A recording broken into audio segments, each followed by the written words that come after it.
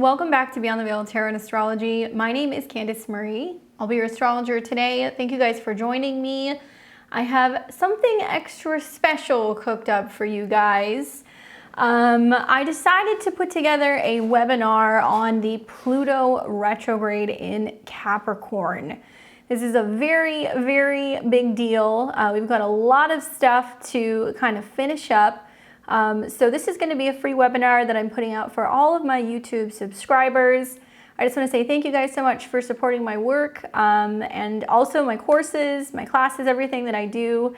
I know some of you guys have not had the opportunity to join me for one of my courses or one of my webinars, but I want to give you a little bit of a sneak peek as to what we can be experiencing with this up and coming retrograde. I'm going to give you guys lots of good insight, some help, and also kind of reviewing what we've been through since 2008 with this transit. And yeah, we'll go ahead and get right into it. So this is the Pluto retrograde in Capricorn.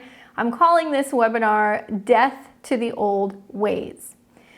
All right, so a little bit about today's webinar. Okay, so this is what we're going to be covering. Part one, we're going to be talking about Pluto and astrology. For some of you guys, this will be a refresher, but for some of you guys, you want to know a little bit more about the symbolism of Pluto, what we're working with, some of the effects of a Pluto transit.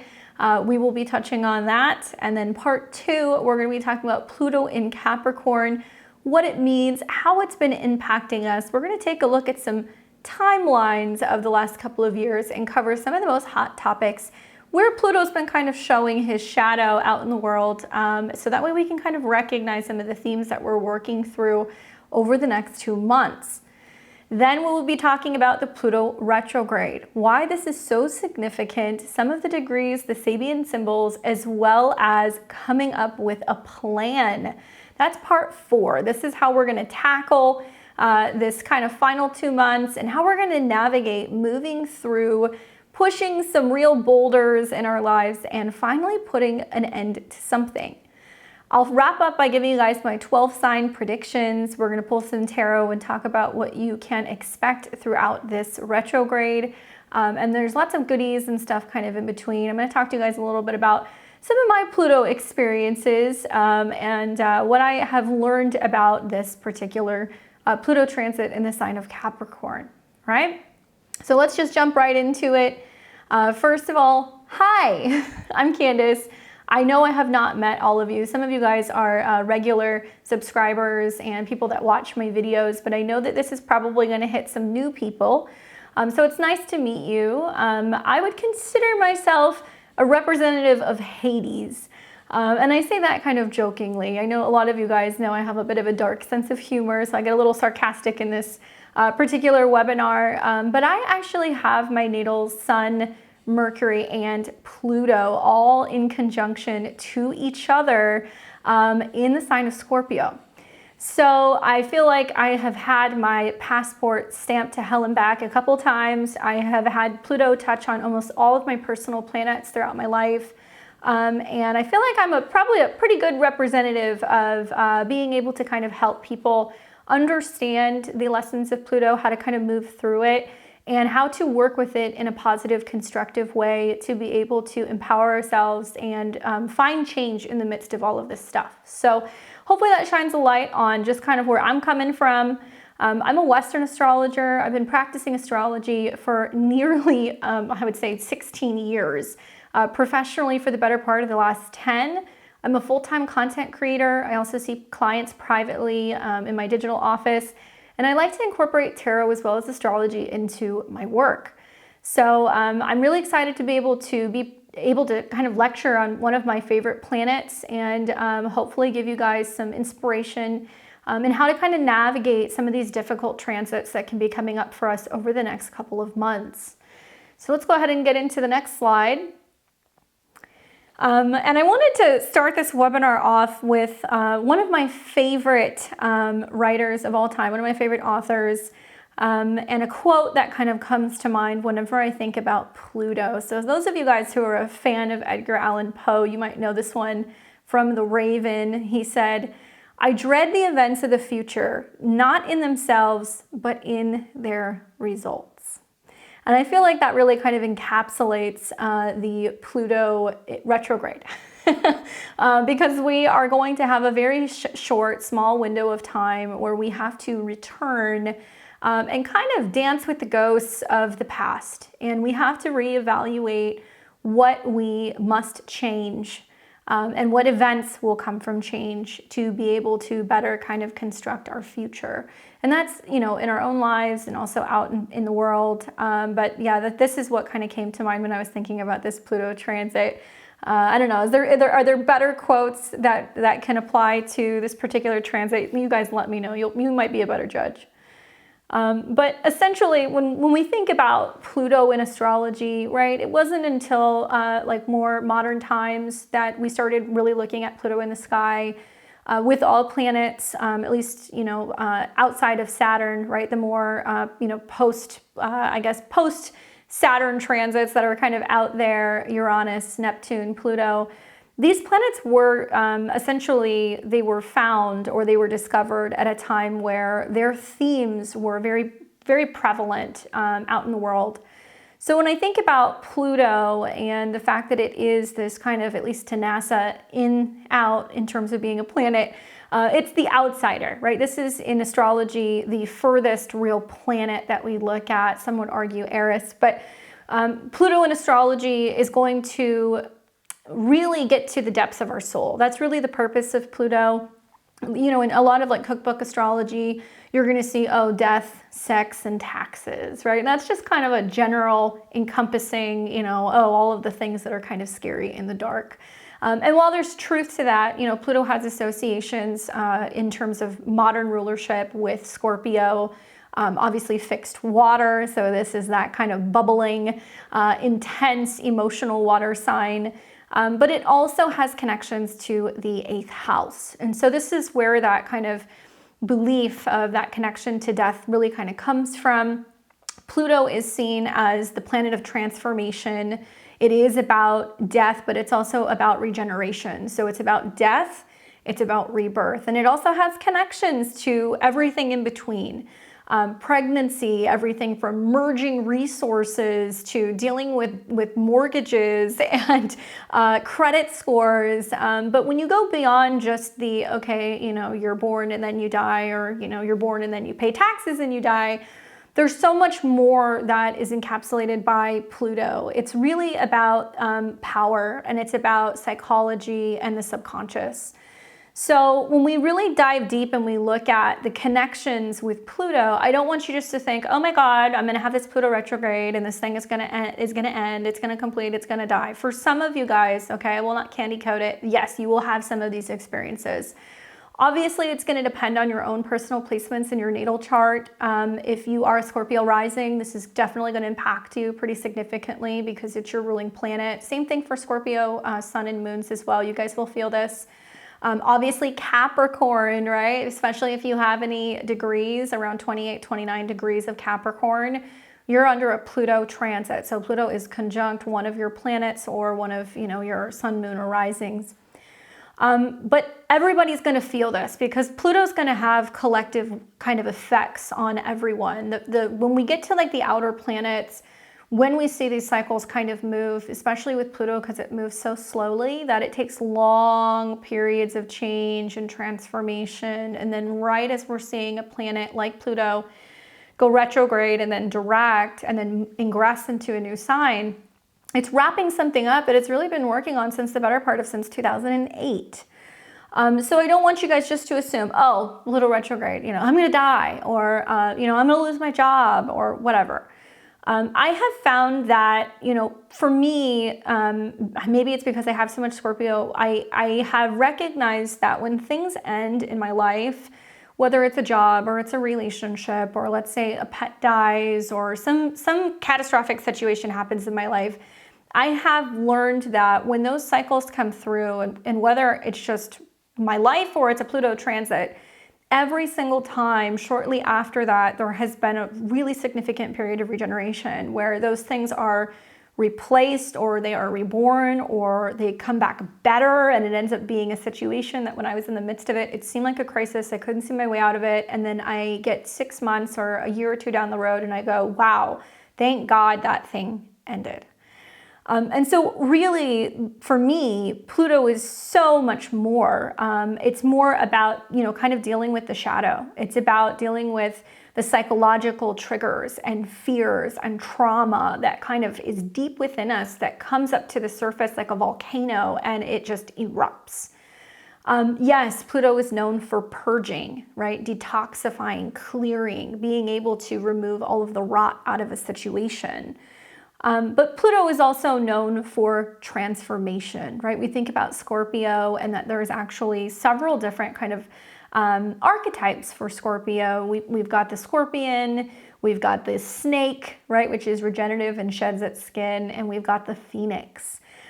So when I think of Pluto, I think about that ashes to ashes, dust to dust, right? Something kind of falls apart, it burns, it turns to ashes. And with that very fertile, kind of nutrient-rich ash, we're able to have something that has been fertilized. It's going to grow something that is going to be very healthy and strong, and it's going to thrive. So this is also, Pluto transits are about being able to transmute something, pain, fear, phobias, and be able to heal those parts of ourselves that we've been afraid to acknowledge, or shine a light on things that we're afraid to, kind of delve into. Eventually, this leads to having more power. So you will come out of this transit being empowered. Granted, some of you guys have already dealt with quite a few bumps and bruises, whether you have personal planets in the late degrees of Capricorn, or maybe you've been having a Pluto opposition. If you have the 28, 29 degrees of the cardinal signs, so Aries, Cancer, Libra, you guys have been feeling this as well. This is all about endings and beginnings. And so really, we're going to feel the pressure the next 2 months, really between September and November, to finally come to terms with what is and what is not working in our lives. Now, when I think about transformation, I think about Pluto governing around profound change. And this can both be in individual lives, this could be out in the world in society. Pluto is about the cycle of destruction and rebirth, and it's really pushing for evolution, oftentimes really intense experiences. I think of women going through labor and getting to that point where they're like, no, I just can't do it, and then they break through and then they end up having a baby. I think about entrepreneurs where, they'll go years sometimes not having a breakthrough, not being able to make money, and then they finally push through, and then we end up seeing them be some of the most successful people out in the world. This is really about pushing us to our limits, right? Especially because you guys are going to see the degrees that it's at. And really the limits deal with power and control. Pluto governs profound change, but it also is about how that change teaches us how to better wield our power. And this is personal power, power dynamics out in the world, in relationships, and in society. So there is going to be this theme for many of us that is about really kind of combating or coming to terms with control, manipulation, but also eventually empowerment and regeneration. I have found that with Pluto, it's a sneaky planet. There is definitely a sense of working with, like I said, the subconscious, but Pluto, also known as Hades, presides over the underworld, okay? Anything morbid, anything scary, anything about death, all of that stuff. And Pluto's connection to the unconscious is really about delving deep into the depths of our psyche and bringing to light hidden fears and desires. This can also be showing us where our truest goals and intentions are, what really motivates us. And it's associated with what's repressed or what's hidden. Now, in a psychological way, that might be startling for some of us, where we have some, profound realizations under a Pluto transit. But for other people, it can materialize as coming to terms with, oh my God, this thing is actually over in my life, or this is a dead end, or a dead situation, or a dead job, a dead relationship that just cannot proceed forward. But less on the psychological level, more on the literal level, we can see deaths, common with certain transits involving Pluto or the 8th house lord. But we can also see lots of issues with crime, scandal, manipulation, abuse. I think about like underground, subterranean things is very Pluto kind of Scorpio. So We'll talk about what it means in the sign of Capricorn, but just know that this can also have a profound impact on the planet. And as I'm recording this, there's a lot of activity. There's a lot of volcanic activity going around. And we're seeing stuff that's going on in like Iceland. We're seeing stuff that's going on in Italy. And I'm wondering if this is going to trigger Pluto, and we're going to see some pretty significant eruptions under some of these transits, because Pluto creates pressure. It's like a pressure cooker. Now, obviously, death and rebirth, right? That's like the given, but not just physical. Pluto has taught me that not all deaths are physical deaths. More so often, they're not physical deaths. And it's really about the cycles and the ends of cycles and phases and identities leading to a rebirth and transformation. Now, me personally, you know, it's conjunct my Mercury, my mind, it's conjunct my sun, my ego, certainly my career, how I identify out in the world. But like I said, I have come to love Pluto and appreciate Pluto and recognize that he's there to be able to show you what you don't want to look at, and teach you, I guess, how to transmute some of those darker things within your life or your habits, your relationships, to be able to evolve. That's really what Pluto wants to do. So he's not a bad guy. He means well. It's just, you know, sometimes he gets a bit of a bad rap.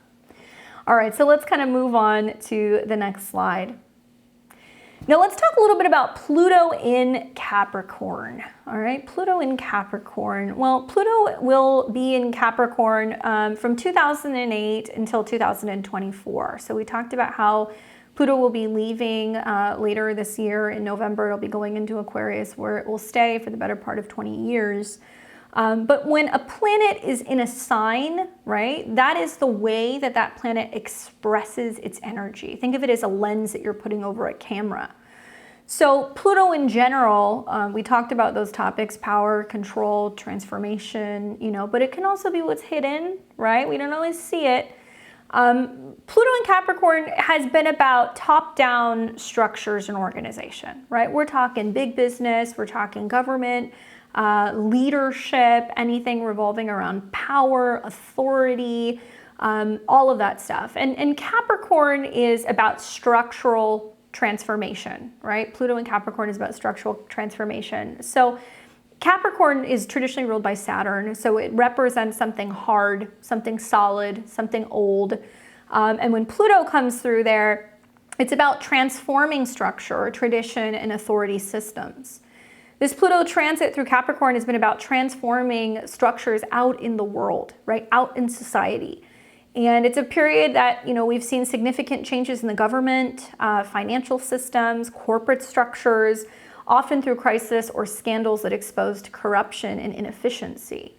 Now, many people in recent years have experienced some pretty big Pluto transits that totally changed their jobs, and whether they lost their jobs because of the pandemic, or they changed careers, or maybe they decided, you know what, that's it, I'm gonna throw in the towel, I'm gonna retire. I mean, it's just in itself is a pretty good example of Pluto in Capricorn. But I think it's also been really shining a light on economic shifts. It's been a big theme.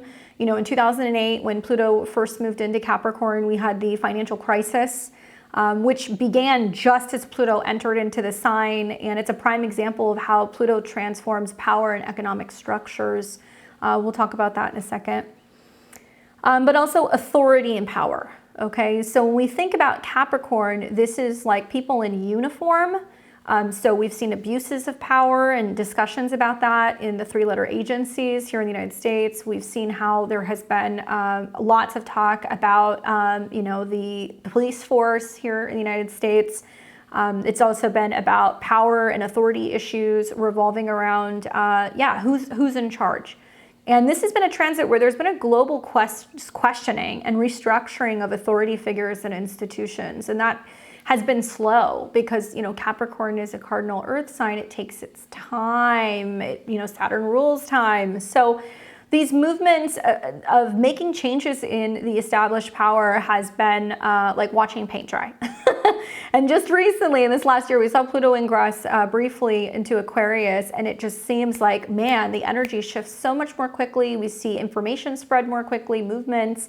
So I do feel optimistic about Pluto eventually going back into Aquarius, but it's very obvious with Pluto retrograding back into Capricorn and, staying at that critical 29 degrees that there is going to be movements, against establishment powers and demands for accountability and shifts in leadership style that reflect this energy. And so when I think of Capricorn, it's almost like, in my experience, when I saw, Saturn or Jupiter or, whatever at that 29 degrees, 2021 to 2022, 2020 to 2022, it almost seemed like the grip of power, was like stronger than ever. And we saw that with some of the decisions that kind of happened on the world stage. So I feel like this is about to get really interesting. Watching Pluto retrograde to 29 degrees, in the fall this year, we're going to see Mars come into opposition with Pluto several times. And first it will happen between, Mars in Cancer, and then it will retrograde back, and then it will oppose Pluto in Aquarius, and then Mars will come back into Leo in the new year, and it will oppose Pluto again. So there is this sense of, through the retrograde, like needing to go back and needing to reflect on, well, where have we been, the last 14 years, and what has happened, and what needs to be disclosed, and what needs to be discussed, and where did we go wrong, and how can we correct that? Because when a planet retrogrades, it's got to go back to that sign or that house to kind of clean up something, remember something, collect something before it proceeds forward. We will not see Pluto back in this sign in our lifetime. Okay, so Pluto cycles are 240 something odd years, so we will not see this transit again. And I think that it's probably a good thing. The United States is just now on the heels of their second Pluto return, and so certainly a lot of the themes of Pluto and Capricorn in the second house of issues with taxes, spending reform, issues revolving around financial corruption. The list goes on. It's pretty textbook. But this Pluto retrograde, it's still triggering the effects of the Pluto return in the United States. So we are going to definitely see some fireworks happening here revolving around some of these themes. Now, the impact that we see with Pluto on the collective is also connected to reform and revolution. Pluto will come back into Capricorn, hang out for about 2.5 months, and then it's going to go into Aquarius. And what's interesting is both signs are ruled by Saturn. What's different, though, is that Capricorn is about more structure, control. This is how we've always done it. We kind of stay the path. This is the tried and true method. And then we see Saturn's association with Aquarius, modern day ruler Uranus, which is known as being the sun, the son of Saturn, which is basically saying, no, screw that. We're going to have a revolution, or we're going to break free, or we need to free our minds, or we need to have a freer society. We need to think differently. And so I think that right now, there's going to be this period for the next couple months of reform and revolution. So we're going to see this as, movements towards a reform in governance, business practices, societal norms. In the past, we saw the Arab Spring, we saw Occupy Wall Street, and various other anti-corruption movements globally. And these are manifestations of this energy while Pluto was in the sign of Capricorn.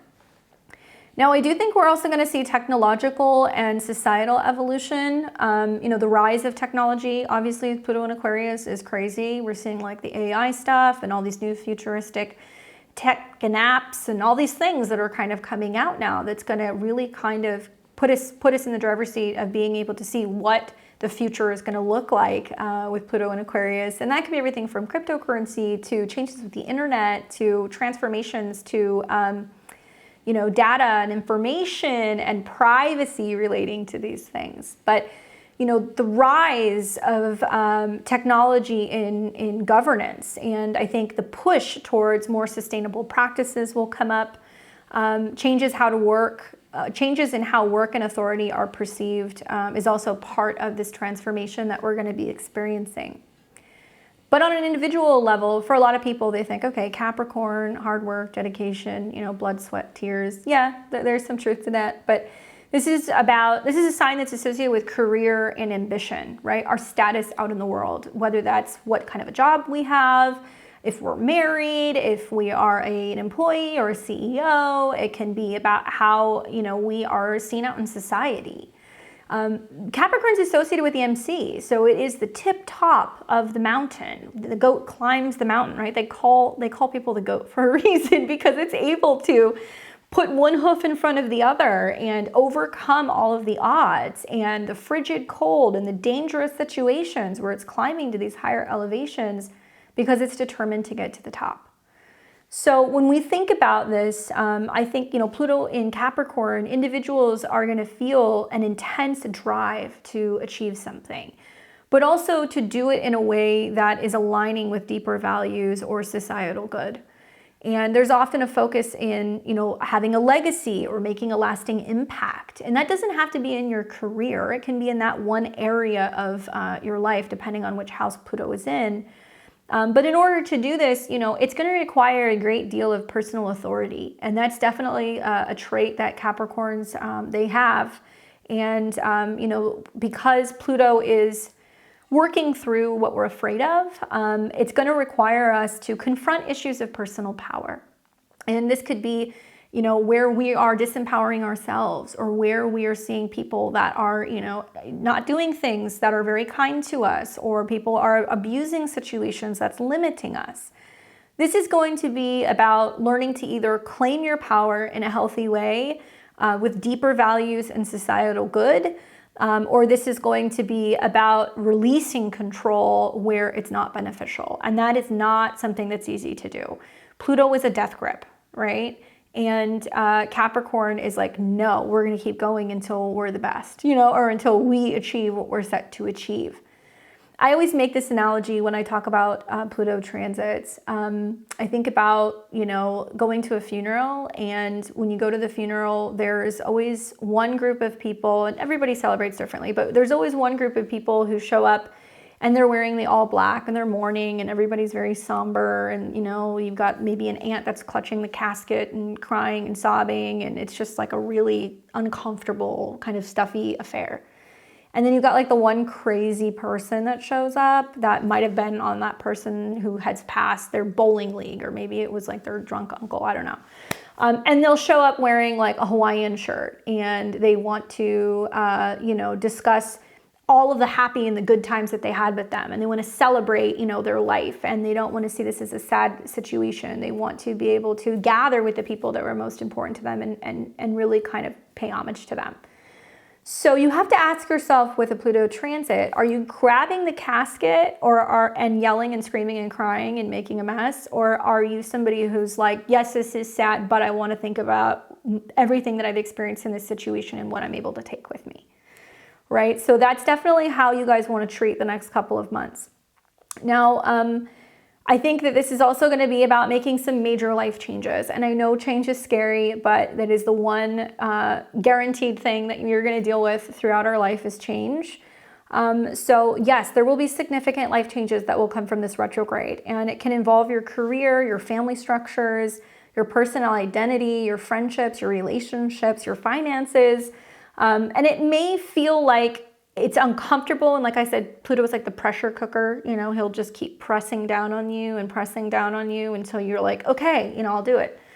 And it may feel like you're dismantling old ways of being, old identities, old belief systems, and kind of having to do that because you're making way for the birth of a much more authentic self, or maybe you're making space for you to become more aligned with the right job, the right relationship, healthier habits, right? So no death grips, right? Some of you guys right now, take a second, you're relaxing your shoulders, bring them down, right? Unclench your jaw, relax your forehead. Even sometimes talking about Pluto, we don't realize that we're like, ugh. But when you start noticing that there's this tension, there's this resistance that's kind of coming up when we start talking about some of this stuff, take notice of where that's in your body, because that tells you that there's something that's like, ooh, I don't want to go there. Anyway, so watch for challenges. They are expected. This transit can bring, challenges in areas obviously ruled by Capricorn in your charts. You're going to have to know which house it's in. I feel like, yes, there's going to be more responsibility. There can also be phases where it's kind of waxing and waning. I don't think it's going to be, 80 straight days of pressure, but I do think that with some of the trines with Uranus. You know, we're also seeing sextiles to Neptune. We're going to see Mars opposed to Pluto. This entire last month, we've been in a Mercury retrograde, and Mercury has been the focal point of a yod between Pluto and Neptune. So you guys don't realize it, but you're already in it. Pluto has been receiving messages from Mercury, which is kind of ironic because Mercury was the only god that could go in between heaven and hell and in the mortal realm. He was actually sent to go and rescue Persephone, but he has been making in conjunctions and quincunxes to Pluto. And in the sign of Leo, it means everybody has been waking up. The heart has been waking up. We've been talking more about what we need for life, what we need for happiness, what we need for better relationships, what our kids need, right? What we need to have creative breakthroughs. And there's been a lot of shifts revolving around leadership. So with Mercury's in conjunct to Pluto, it's already been on our mind about what we want to change.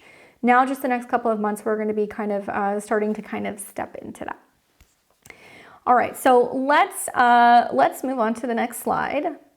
And I want to just talk to you guys a little bit about some kind of key characteristics that comes up when we're dealing with anything in Capricorn. All right, so keywords, I'm just going to fire some off for you guys. Obviously, ambition and determination. Okay, big words.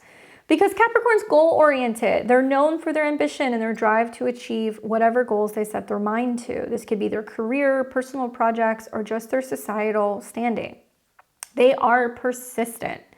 Like a dog with a bone, they exhibit remarkable persistence, and they're able to overcome obstacles through sheer determination and hard work. So, you know, this will teach us that during this transit, you know, in order to have success, we're going to recognize and realize it's a journey, and it's going to require us to be very patient. And I know we've already been in this for a number of years, but this is like the grand finale. It's going to also teach us about responsibility and duty, okay? And that can be, really, it's going to be specific to the area where Capricorn is in your chart. But when I think about Capricorn transits of any kind, you know, this is about setting something up to manage, organizing it, leading it, you know, feeling a sense of duty towards someone or something. And we always deal with tradition, right? Saturn and Capricorn is about tradition. So when Pluto goes through there, it's wanting to totally transform tradition in some way or break down maybe old traditions or old structures. And yes, we sometimes take a more conservative approach when planets are in Capricorn because they don't really want to stray too far away from anything that is considered overly risky. So we're going to be reevaluating, are we willing to take risks? Are we willing to let something go and let something new in? In order to navigate this transit, we're going to need to really focus on self-discipline. And, this is about mastering self-control. This is also about, focusing on the long-term benefits rather than immediate pleasures. And this is also about being pragmatic. So, this is all about, exercising the ability to be practical and a realist when it comes to making our decisions. Not being swayed by our emotions and focusing on instead what is tangible and what is achievable. There's going to be a reevaluation of respect. And this is likely going to be for authority figures. I think that this is going to be about really asking ourselves, do I still respect this thing, this person? Do I still respect this leader? That'll probably come up for some of you guys. Expect to be a little bit more emotionally reserved, which is interesting because Pluto is a rather emotional planet. It's about, through that crisis that it brings the emotions out of us. So some of us might be afraid to express our emotions. Other people are going to be feeling like, you know what, I just can't hold this in any longer. Certainly Pluto's going to be testing us here when it comes to inner strength. And, if we're able to be reserved but still process our emotions, I think that this is really going to help us move through internal struggles. And, while some people are going to choose to work through them more quietly, I feel like it doesn't really matter how you process it. Everybody does Pluto differently. Like I said, some people kick and scream and cry, and other people are just like completely stoic. It is just about getting on the other side of this and emerging much stronger. I also feel like there's going to be lots of shifts that are going to be happening revolving around people's legacies and reputation. We're going to see some people that are going to fall from the top. We're going to see some people that are going to go from the bottom to the top. So there could be a reorganization or a shuffling of, you know, people's reputations. And this could be good or this can be bad, depending on how this plays out in your chart. However, Pluto in Capricorn will leave some really long-lasting things. So you want to just think about the next couple months and what you're doing, because it can have some really long, you know, effects in your life. Now, when we talk about Pluto, you know, we kind of have to talk about the shadow, because there definitely is shadow stuff that comes up with Pluto. Every single time we talk about that, you know, people kind of get a little miffed. But there is shadow sides of each and every one of the signs. And I guess I should say higher and lower octaves. I think that's a little bit more appropriate. But some of the shadow effects that I've seen, just having 4 planets in Capricorn myself, is definitely, you know, being a workaholic. I think that's definitely something that comes up. There's no surprise there that the last 4 or 5 years of Pluto in Capricorn, people feel like they're working themselves to death. They feel like they are a slave to their job. They feel like they have created a situation, whether that's through their debt or, you know, their lifestyle or their health or their living situation, that they are, you know, a slave to their job. But, you know, overworking is definitely something that comes up with Pluto in Capricorn, and the drive to be successful leads to overworking. And sometimes with this Pluto transit, you know, some people will neglect their personal health, their relationships, or even having leisure time. So you want to be mindful of that. There can also be a tendency to be a little too rigid. You know, sometimes being so focused on what is comfortable or what your traditional kind of tendency is and your traditional structure, it can make us very inflexible or resistant to change, even when it's beneficial for us. So this goes without being said, don't resist. There are some things that need to change, and change is good. And if we resist, if we resist things during a Pluto transit, Pluto will smack you upside the head. Okay, so that's one thing that you guys need to just really know about a Pluto transit. You know, I have found that I have to be really careful having a lot of Pluto placements myself, and when I've gone through Pluto transits, I almost feel like Pluto will kind of come to me and say, well, what are you afraid of? And I'll be like, well, this thing. And it'll be like, here you go. You know, so you got to be mindful where your mind is going, how much energy you're giving away to fear, how much you're disempowering yourself, right? Because that can definitely create some major issues. Watch out for being a little too pessimistic. It's very common with any placements in Capricorn to have this. They are, you know, more pessimistic and cynical sometimes because they're an earth sign, and sometimes they can see, you know, situations as failures or obstacles or delays or setbacks or the end of the world, rather than looking at it as an opportunity. Right? So we want to be looking at things like, okay, you know, so we're having an issue, we're going to work through it. Crisis management is very Pluto. Being able to, you know, look at the charts of so many people throughout my career so far. I've gotten to see so many charts for like first responders, surgeons, therapists, you know, people who specialize in helping people kind of detox off of like drugs and all this stuff. They all have really significant like Pluto, Mars, or like 8th house or Scorpio placements. So I think a lot of this is going to be about like moving through some of these crises and like recognizing that it's not the end of the world, it's just the end of this situation. Watch for being a little too cold, distant, or emotionally detached. That can come up with Pluto, that can come up with Capricorn. So, you know, there can be a tendency that can come up that's just like, oh, this is too difficult, you know, I'm just not even going to get involved, or I'm not going to say anything, or I'm not even going to acknowledge it. I'm just going to cut that part of myself out. You know, it's like, it's dead to me. And for some people that works, but for other people, I think they're going to be surprised during this Pluto retrograde that things that they thought were dead and buried and dealt with are going to come back like a bad scene out of a zombie movie. You know, we've all seen those movies where, you know, all the teenagers are like, I think we're safe. And they're like hiding in the house. And then suddenly they're like breaking through windows and doors and they're trying to chew your arm off, right? So certainly this Pluto retrograde will bring back all of the ghouls, right? That will happen. So just assuming it's out of sight, out of mind doesn't necessarily mean that it's been dealt with.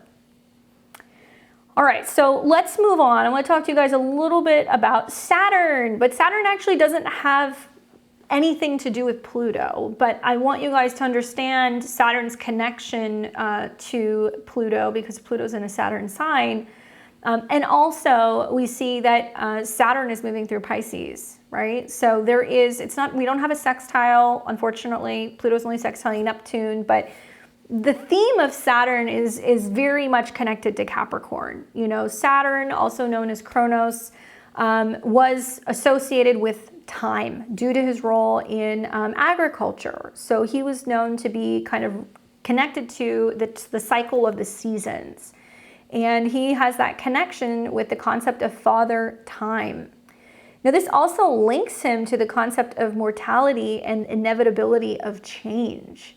You guys have seen Saturn, you know, he's connected to agriculture. That's why you see him with a sickle, right? That's why we see the reaper with a sickle. That's Saturn, guys. That is the connection to Saturn. So he was actually connected to agriculture and fertility. And he was seen as the god of these things. You know, Saturn symbolizes fertility, growth, and the harvest. And his reign was idealized at a time when the earth brought forth abundance without labor. Now, he was also connected to, in some interpretations, justice, order, rule of law, reflecting the Roman emphasis of these values. And the myth of Saturn's reign often portrays him as a utopian period where there was no need for laws or property. Everybody lived in harmony and nature was provided for everybody's needs. But there's also some darker sides to Saturn, right? We know that, you know, Saturn, you know, Kronos swallowed his kids.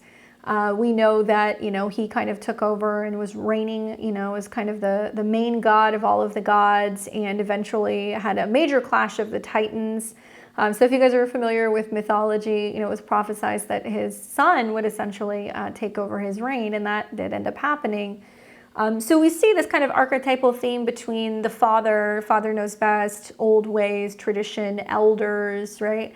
And new innovation and unexpected changes and opportunities and everything that kind of went on with, obviously, with Jupiter. So I think that there is this kind of embedded breakdown and releasing or exposing where those who have been in charge for a very long time and they like the power and they like the control are unwilling to give up. And you're going to see that. And this could be out in the world, but that could also be like, you know, your older brother, your dad, your grandpa, you know, your mom, and issues with transitions that are kind of going on within family.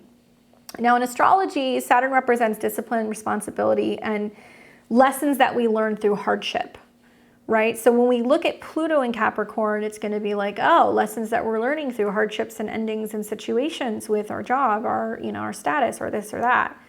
Saturn's also seen as the planet of karma, where we reap what we sow. So that's so interesting to think about, like Pluto being in Capricorn. You know, I for one feel like I've heard more positive things than negative things about the stories, you know, since the pandemic in 2020. I've heard clients that left long-standing careers and they retired and they wrote a novel, you know, and it ended up being wildly successful. I've heard people that left relationships, moved across the country, was devastated, and then met the love of their life. I met people who have always been so crazy focused on their career that they never made time for kids or family, and then they settle down and they don't go back. I mean, I've heard so many good things, and me personally, you know, the Pluto transit for me was gnarly. I had Saturn and Pluto squaring my moon while I was having my Saturn return. So it was a lot. And it was a really difficult time, but I look back and I'm like, wow, you know, the pandemic happened and I ended a certain phase in my life and ended up moving and got back on YouTube. So it's like a lot of good things came from it. And maybe I feel a little bit, sometimes I feel bad, you know, because I feel like for me, it worked in my favor. And I know that didn't happen for everybody, but all of those endings that have happened in recent years, there was some kind of karmic connection there. You know, it was like, well, maybe you're not supposed to be doing this, you're supposed to be doing that. And something ended and something new began. But we've also been reaping what we sow. So if we're doing our karmic work, if we are kind of reflecting on our old habits and our own ways, you know, things can definitely go a little bit more in our favor. I think about also Saturn's kind of, you know, been a big figure in literature and art, and, you know, he's been depicted as more sinister, like I said, from devouring his children, and you know, that symbolizes his fears of you know, being supplanted or forgotten and replaced. And so I think about that coming up in Capricorn, where people are like, oh, well, you know, what happens when we're not in control anymore? Or what happens when somebody takes our place? Or, you know, and this could be in any scenario, just take your pick. But that definitely comes up with the Pluto transit. And, you know, philosophers, when they think about Saturn, you know, they always talk about that it's about cyclical cycles, and it's about time and nature and power and the human condition struggle with mortality and legacy. In, you know, ancient astrology, Hellenistic astrology, we did not look past Saturn. We didn't know that there was anything beyond that. So Saturn was seen as the final ending, right? It was seen as Pluto. It represented death. It represented loss and, you know, old age and all of those things. So having Pluto go through a sign that has a lot of similar characteristics, I think is very interesting and very appropriate. And Saturn's mythology really encompasses all of these themes that Pluto is very much kind of connected to, at least in my opinion.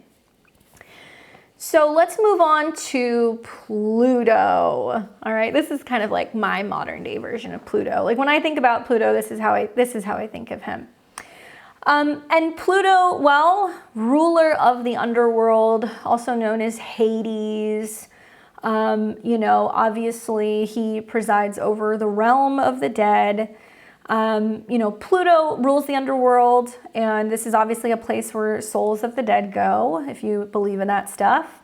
This realm isn't necessarily a place of punishment in mythology, rather than neutral ground where souls reside after death. So it's not like fire and brimstone like you might think in modern day times, but within the areas of, you know, I guess like when you think about there's heaven and hell and then there was the mortal realm, sometimes they would believe that, you know, souls would have to go to the other side and they would spend time there. Or, you know, some of them would spend time in certain like levels or certain areas within, I guess, the underworld. I'm not going to say hell because it's the underworld. Anyway, so I think about the underworld and how the entrance of the underworld is guarded in mythology by Cerberus. I think I'm saying that right. The three-headed dog. No, not Harry Potter, but this was a creature that ensured that the dead did not escape, and that the living do not enter without permission. So I think about the dog being there, and it's like this vicious thing, right? And it kind of reminds me a little bit of like Pluto. I think about also the ferryman who transports souls across the river Styx, and this is the boundary between the world of the living and the world of the living and the dead, and it usually was for a fee. And if you guys know anything about the fee in ancient burials, they would usually place a coin either on the eyes or the mouth of the deceased, and this was to pay their way across the river Styx. So I think about the rituals, right? Capricorn, by the way, is the sign that rules witches and rituals and old ways. So I think about all of these rituals connected to death and the ceremonies revolving around that. And whether you want to talk about ancient Greek and Roman burials, or you want to talk about the Egyptians, and my God, you know, their involvement with the underworld and all of the elaborate and intricate process that they went through to be able to prepare their loved ones for their, you know, transition to the other side. There is something magical about Pluto. There is something that's very taboo and exciting and kind of, yeah, a little morbid, but also it's about things that make us uncomfortable, right? Because we're not of that realm. You know, Pluto in Hades is underground. This is somewhere that us living mortals have yet to go, unless you've had a near-death experience. If that's the case, leave me comments in the comment. I want to hear all about it. It's one of my favorite topics. When we think about Pluto also, I think about some of the myths. Obviously, one of the most famous myths is the abduction of Persephone, right? If you guys have not heard that one, it's one of the most famous myths involving Pluto. And this is where Demeter's daughter, or Ceres, depending on which mythology you follow, Persephone was abducted. And this is while Persephone was gathering flowers. Hades, or Pluto, emerged from the underworld and took her to be his queen. This event led to Demeter's grief, causing the earth to wither and die, leading to, parts of the year where they would experience fall and winter.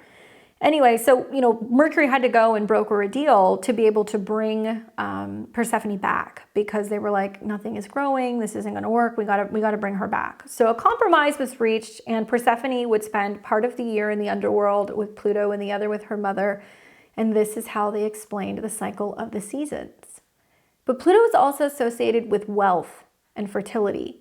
Despite his grim domain, he was associated with wealth and fertility of Earth's riches, in particular minerals and gems that come from beneath the surface. So this is interesting because, in Latin, Pluto actually means wealth, right? Wealth. So it doesn't always have to be dim and grim. We think about oil, we think about, diamonds and precious minerals and mineral deposits and all kinds of things that come from beneath the ground. That's all Pluto's kind of territory. So when we think about Pluto's association also, it does have connection with crime and conflict, power and control in Capricorn.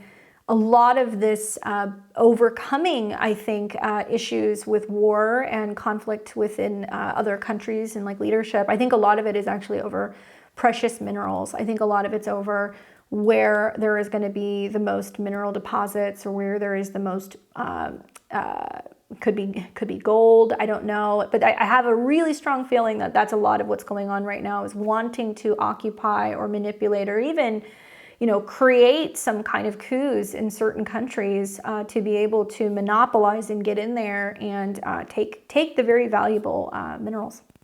Anyway, in terms of Pluto's personality, in some mythology they talk about how he's invisible, and even though he's depicted as someone who is stern and unyielding, very fitting of a ruler for the ruler of the dead, he's not evil, but strict about the rules of his domain. He's very particular about who can kind of come into the underworld.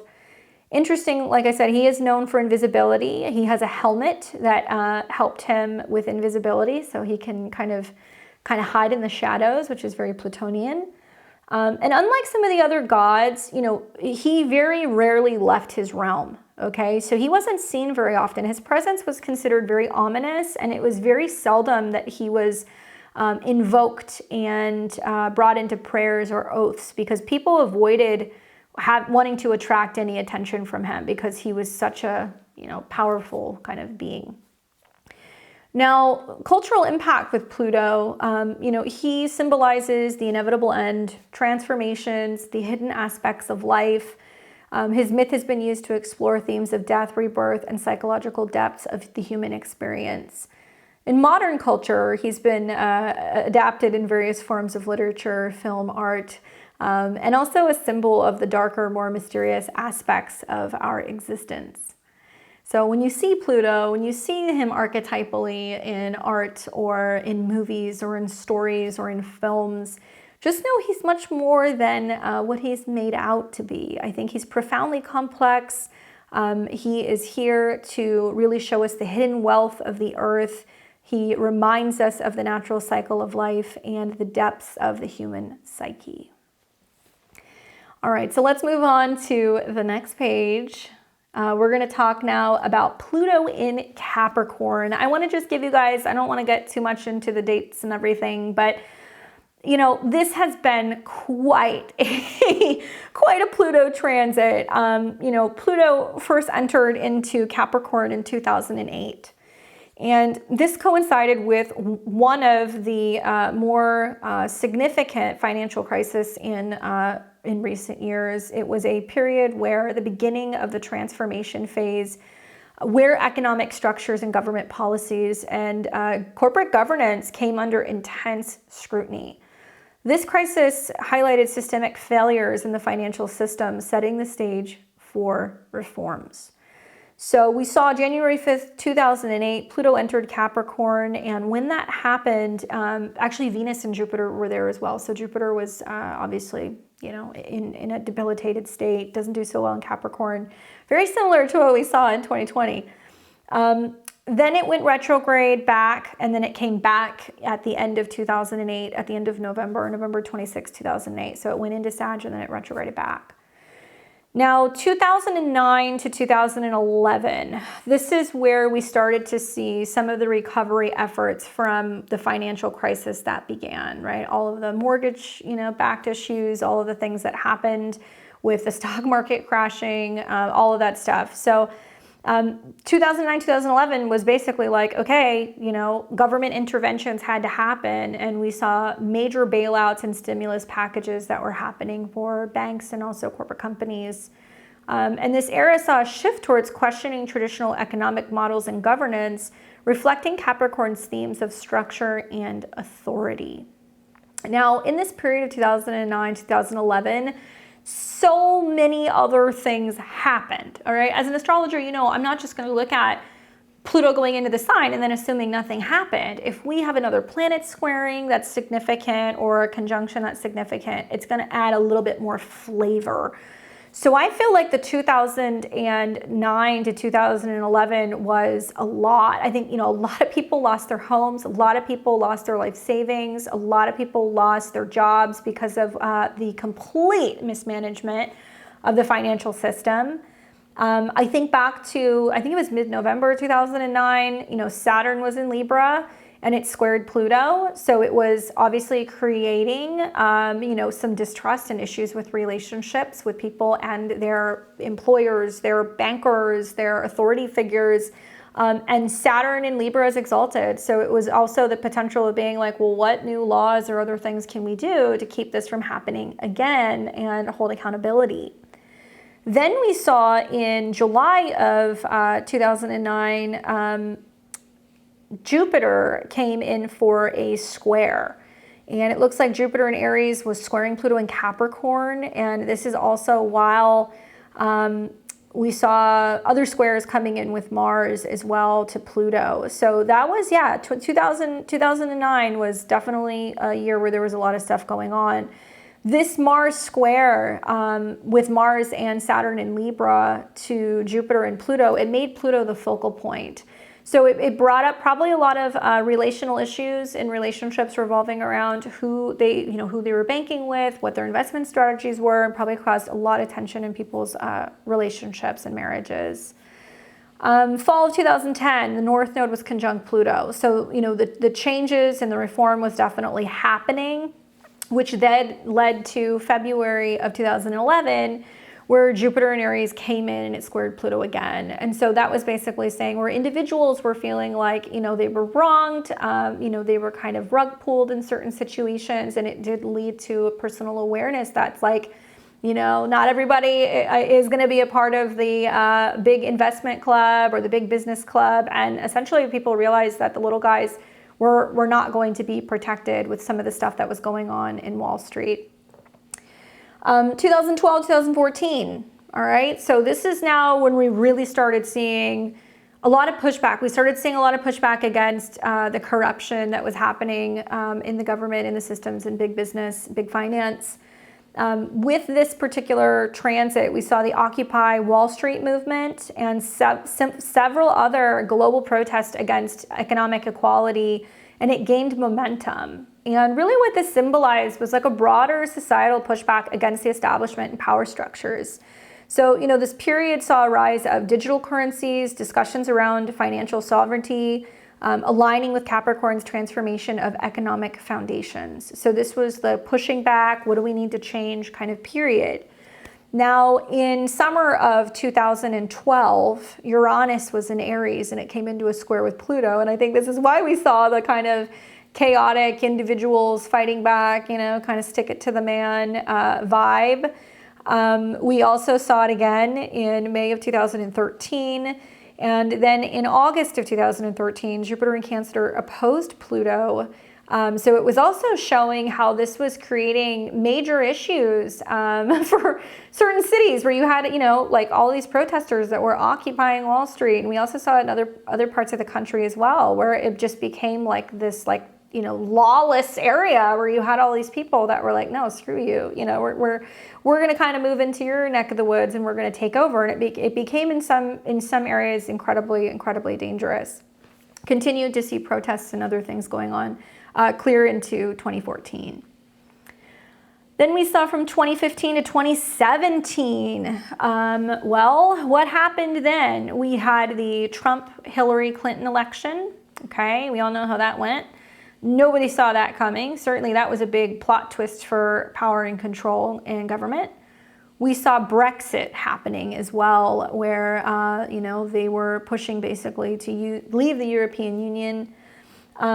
So, you know, this time there was a lot shifting. The political landscapes began to shift dramatically. Events like Brexit and Donald Trump winning the US election in 2016, it highlighted a global trend towards nationalism and a reevaluation of international alliances, reflecting Capricorn's influence on governance and tradition. Now, you know, in 2015, the beginning of 2015, we saw Pluto, you know, square the North and the South node. So that's one, you know, indication that there was going to be some real significant change happening in 2015 and 2016 when it came to power and control.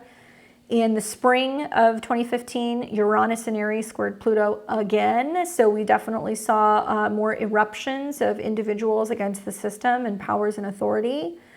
In October of 2015, Jupiter trined Pluto, so it was definitely a shift where it was about, okay, how can we create better, you know, health? How can we be more helpful? How can we get government more involved in, you know, in healthcare, specifically private, because Virgo deals more with kind of like private healthcare. And that's why we saw so many talking points revolving around, you know, making shifts in the healthcare system. We saw that trine again in June of 2016, and then finally in July of 2016, Jupiter in Libra squared Pluto in Capricorn, and that was right after the election. And it's interesting, both when we saw Saturn square Pluto and Jupiter square Pluto, so that was a closing square in Libra, this definitely was pushing on Pluto, being like, this is wrong, you know, or what is happening is not legal, or this is not fair. And certainly we know there was a lot of discussion and debate revolving around the 2016 election and also the 2020 election, but I won't go there. I'll keep that for another video. I'll just say that it was always about reevaluating whether or not the decisions that were being made were balanced and fair, and if everybody was being considered rather than just one particular, I guess, group of people, one small minority group of people that were making decisions for the majority. So we started kind of seeing how the tide was turning with that. Then we get to 2018 to 2020. Well, lots of stuff happening. You know, we saw the Me Too movement that happened in this period, and other social justice movements gained significant traction, challenging traditional power dynamics and structures within society. All Capricorn themes, right? We saw the Black Lives Matter protests. We saw basically a lot of movement to shut down, you know, police enforcement, and yeah, abuses of power, I think, of people who are in charge, and also mass manipulation of some of these movements by big companies. You know, there was very few companies that did not get behind some of these things. And, you know, think what you want, but know that Pluto is about wealth and power and control. And when these movements were happening for certain groups, right, it benefited them to be marketing themselves as being involved in some of these movements. So I think about how, you know, then we saw in, obviously, March of 2019, when Pluto was conjunct the South Node in Capricorn, well, you know, we started to see some of this stuff ramping up. January of 2020, we saw the Sun-Saturn-Pluto conjunction at 22 degrees. Mercury was there as well, likely seeding the pandemic, and we all know how that went. The end of June 2020, Jupiter conjunct Pluto in Capricorn, that's when we started to see kind of expansion and contraction periods with, okay, we're having lockdowns, we're coming out of lockdowns, we're going back into them. And then again, we saw Jupiter and Pluto come into conjunction in 2020. And that was actually happening right around, obviously, the time that Saturn was getting ready to change signs too. We also saw Mars retrograde squaring all of this. So that was interesting. You know, Mars in Aries, you know, squaring Pluto and all of this energy was definitely bringing up by the end of 2020. People were restless. They were, you know, fighting with their roommates. They were sick of their spouse. You know, it was like bringing up a lot of issues revolving around independence and identity. And not working, and people realizing like, oh my God, you know, if I'm not working, what am I doing? And the impact, the stress, the pressure this was having on people, both physically and emotionally. So then we get to, let's see, I want to make sure I'm not jumping around too much here. Okay, so now we're going to go to the next page. So this is going to be 2020 to 2021, 2021 to 2022. Pluto approached the end of its transit in Capricorn.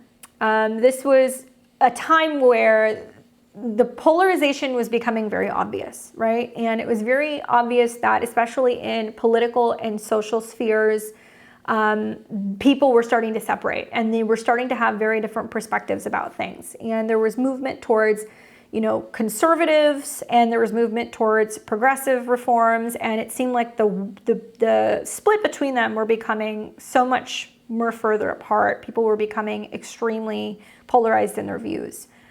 We also saw the handling of the global crisis revolving around the health issues further tested by government and corporate structures. Okay, I'll leave it at that. Most of you guys know how I feel about that stuff, but definitely a lot of overreach and a lot of forcing people to do things to comply that should have never happened. In February of 2022, we saw the North Node in Taurus trine Pluto, right? I think ironically, we also saw some pretty significant highs happening with the stock market. So it was kind of weird to see like everything going on with the pandemic, and then like just like the stock market just totally took off. 2023, we saw Pluto retrograde back into Capricorn after briefly entering into Aquarius. So this is the final review that we were kind of working through as we were getting ready to see that ingress happen. I feel like this brought a similar time that we're in now, where we're reevaluating, you know, themes from the entire transit. Certainly lots of critical review points from the last 15 years. And it was this feeling of like urging us as individuals and also in society to kind of finalize transformations in our personal and collective structures. Now, it was March 23rd, 2023. You guys might want to go back and look at what was going on then. That was the last time Pluto entered Aquarius. All right, so this was signaling the beginning of a new era of innovation and societal change. Then we saw on June 11th, 2023, Pluto retrograde back into Capricorn. And this is when we were feeling that pressure that we're feeling now. And in 2024, all right, we saw, you know, first of all, we've been in preparation mode for Pluto to, you know, really leave Capricorn pretty much all year. At the beginning of the year, on January 20th, 2024, Pluto re-entered Aquarius, and this was indicating a significant shift towards more progressive, technology-driven changes in societal structures. That was pretty much the overall theme at the beginning of the year. In September, we're going to see very soon, around the 1st, 2nd of September, Pluto will be returning to Capricorn for a very brief period. That's where you are here now. That's where we're at. This is the last look, guys. We are not going to see Pluto leave 29 degrees. It will stay at 29 degrees, which is critical. And it'll be looking at Capricorn's themes before moving forward. And on November 19, 2024, Pluto will finally settle into Aquarius for a long-term stay, marking the end of Pluto's transformative journey through the sign of Capricorn. So this is why I say it's so critical. We're not going to have this again. And it is really time to kind of bring forth some of the change. But what does that mean? Pluto going into Aquarius. You know, there's a lot of people talking about, oh, is it the age of Aquarius? I don't know. There's a lot of different perspectives astrologically in terms of timing. Some people say we're still a couple hundred years out. But one thing's for certain, things change much faster in Aquarius. The internet is a powerful thing. Groups and networking is a powerful thing. This is about changing the future for the collective, for the better. And clearly there's something that we have to kind of work through before we kind of get to that point. So let's talk a little bit about the themes of Pluto retrograde on the next slide. All right, so Pluto retrograde, all right? So with retrogrades, we review, revise, renew, rework, any of the re's, we have to go back. So what you're going to be doing here for the better part of the next 2 months is you're going to review the past, all right? So pull out your chart, look at Capricorn, review what's happened over the last 15 years in the Capricorn area of your life. Ask yourself, what have you learned here, right? What have you learned?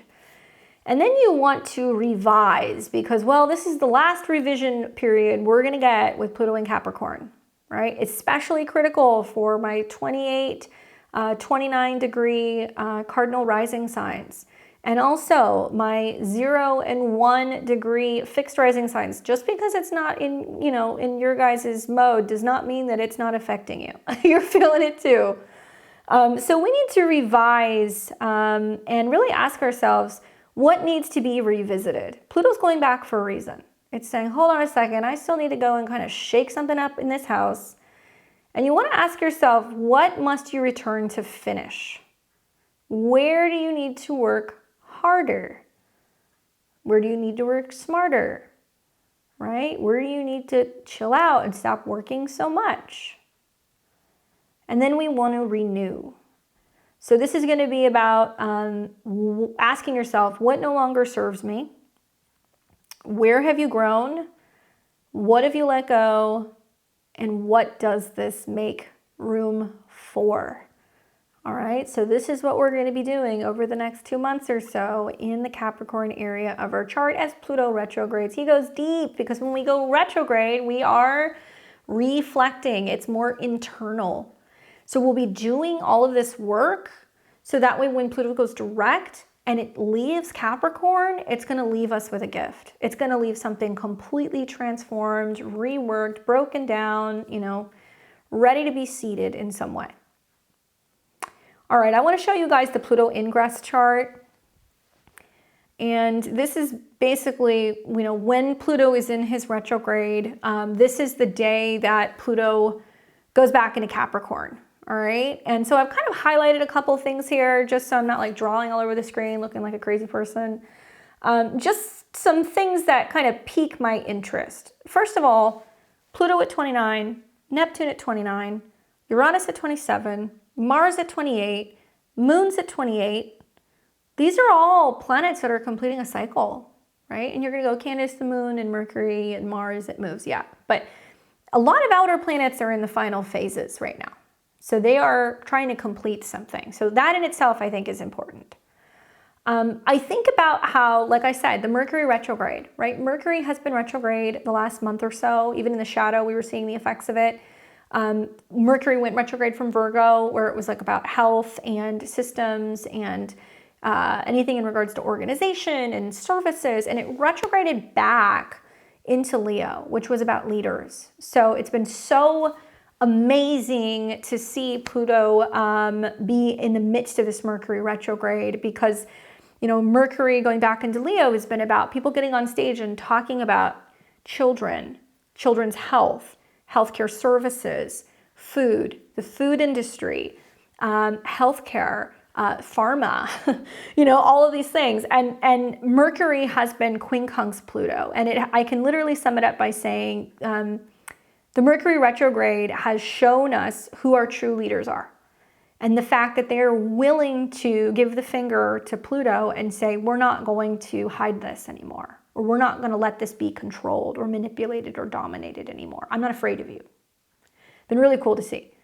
And while this has been happening, it's also been quincunx Neptune, which is why there's been talks about helping veterans, homeless people, dealing with mental health crisis, the impacts that pharma and the medical, kind of giants have on the individual and how it impacts the mind and also how it impacts everything revolving around our way of life and younger people.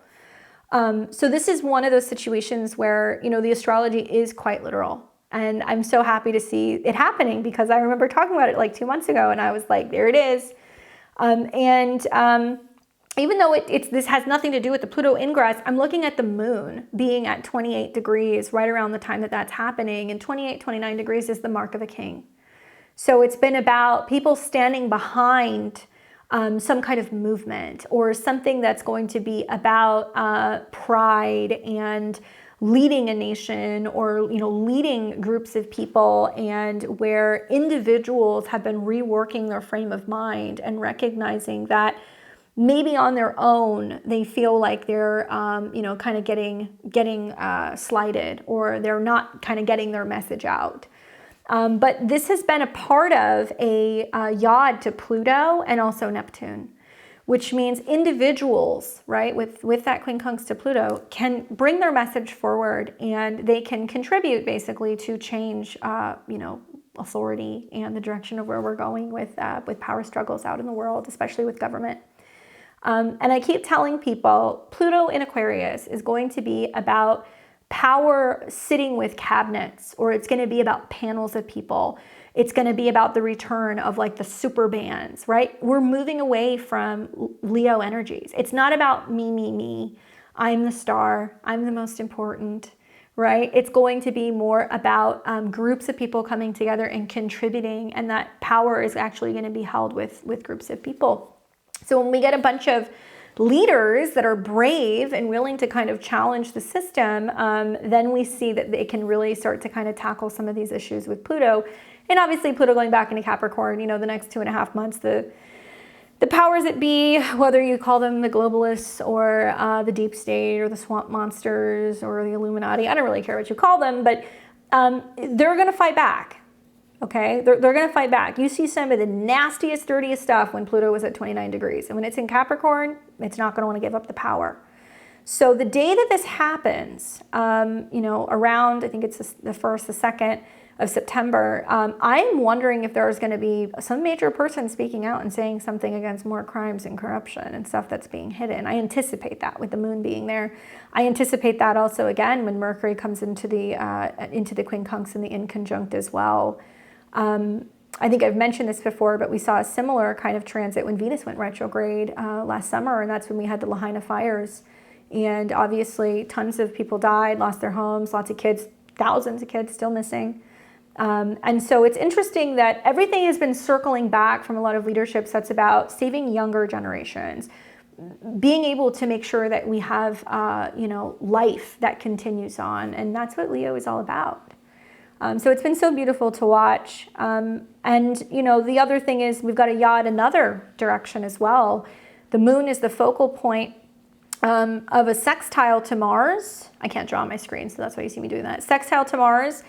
And it's making Pluto the focal point, right? And so we've got Mars and Gemini speeding up rapid communication, movements, talking about things, organizing stuff in our communities, action, and things revolving around social media and speech. And now we've got Moon, Mercury, sextile Mars, making Pluto the focal point. Now it's going to be about exposing crimes and corruption revolving around freedom of speech.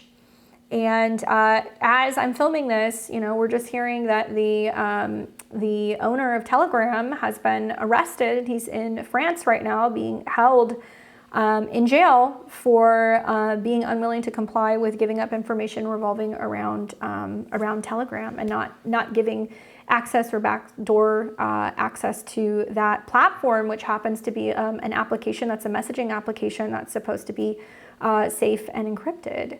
And he recently came on, did an interview, and was talking about how, essentially the FBI was trying to pay people who were working for him, I guess they were engineers, to give them access to backdoors to that so they could spy on U.S. citizens' conversations, in particular certain groups that had certain beliefs about health and mandates. Interesting. So I look at that and I go, oh, it's also about exposing, like, do we really have free speech? Are certain people becoming targets because they're saying things or sharing things or they believe in certain things? And like, how is that shining a light on Pluto's corruption? When planets change signs and when planets go retrograde, we see some wild stuff. So remember, the shift is going to change from Aquarius to Capricorn. So I'm anticipating beginning of September, there could be some pretty significant exposure that's coming out revolving around certain individuals in power and authority. And boy, oh boy, it's what a time to be alive. Simultaneously, Pluto is sextiling Neptune, so there's a lot of shady stuff going on behind the scenes. There's a lot of things that are being hidden. There's a lot of like weird people who are like in some kind of psychosis vortex of this is what the news said, so this is the truth, and we're looking at videos that are being distorted. We're looking at CGI created images of fake things and stuff that didn't happen, and videos that are being edited, and it's like conspiracy all over the place. Like, people don't know what's real or fake anymore because it's all propaganda. And when people start to kind of shift and start asking questions and stuff, and then those who are asking questions or are trying to create alternative platforms for communication or media or learning, now they're coming under attack. Scary stuff. And then Pluto's going to trine to Uranus by about 2 degrees. So Pluto will stay at 29 degrees, but Pluto is about power and transformation, and Uranus is about sudden changes and kind of innovation and breaking free. So we may hear some stuff about reform revolving around politicians and stock trading, investments, financial crimes, stuff being unveiled about, people laundering money or embezzling money, or things relating to campaign funds and stuff like that might be coming out as well. So that's my hot take on what's happening that day. Pluto is the focal point, obviously, of a yod between the moon and Mars. And the moon is a focal point between a yod of a sextile between Pluto and Neptune. So something's going down at the beginning of September, guys. There is more disclosure that's going to be coming. Okay. All right. So let's move now to the next slide. I want to talk to you guys about the 29th degree of Capricorn. If you guys are familiar with my work, you know that I like to read to you from my Sabian Symbols book.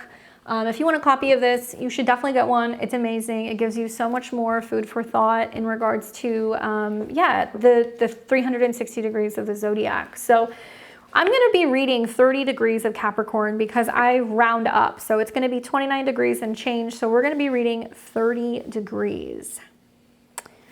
30 degrees Capricorn, a secret business conference. The keyword is opportunity. The theme is executive session. The symbol speaks to politics and the determination of individuals to control the course of events and resolve important issues through political alliances. The image of a secret business conference and behind-the-scenes meeting alludes to a power play or an attempt to determine the outcome of some situation by quietly and cleverly manipulating the personal resources at hand. The emphasis here is on psychological insight, keen understanding, human behavior, and tactical maneuvering. At its highest, it represents strategic planning, extraordinary administrative skills, watch for abuse of power, hidden agendas, or taking unfair advantage of others. The accent is on things going on behind the scenes. Secret private alliances may be involved. Your greatest advantage lies in keeping your plan to yourself until you're ready to put it into action. Line up the support before you begin. Guard against placing your personal desires above the best interest of the group. Don't try to manipulate others to achieve your own ends. Stepping stones: meeting, conference, consultation, association, allegiances, conversation, Congress, assembly, discussion, forum, administration, politics, strategizing, planning, maneuvering, hidden agendas, power plays, and background. I think about I don't know. I mean, let's look at political real quick. But I think about I live in Texas. Recently, Abbott came out and said that he removed a million registered people from voting because they were registered illegally. And that was uncovered. I think about recently, I think it was Merrick Garland came out and he said, we're not going to tolerate anybody that's, basically challenging or, contesting the results of the election. I think about how Biden had an interview and they asked him, do you think there will be a peaceful transition of power if you don't win? And he said, no. And then he said, wait, no, yes. And he kind of went back and forth. But Pluto is kind of what's hidden.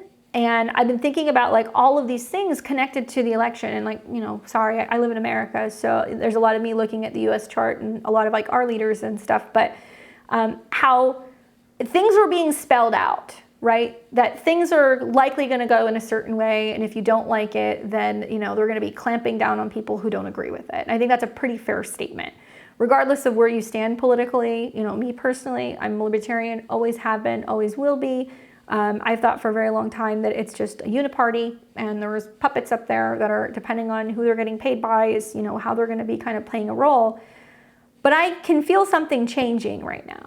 And I can tell you, I've studied the chart of the election, and it's very obvious to me that there are certain points in that chart that do indicate that the future is not defined, and that the American people really do play a bigger role in the outcome and the determination of who's going to be the president than people realize. So if you're somebody who's like on the fence about voting, or you don't know, or you don't care, or whatever, you know, don't complain about the results. And equally, I don't really think it matters which side wins. I think that we're just given the transits, we're going to see some difficult stuff that's going to be going on. But what I'm really getting at is people have been put in place. And if you look at what's happened in recent weeks with, you know, with Kamala Harris, some people feel that they didn't really get a say in whether or not she was going to be the candidate, or whether or not, you know, she was going to be chosen to be on the ticket to replace Biden, essentially.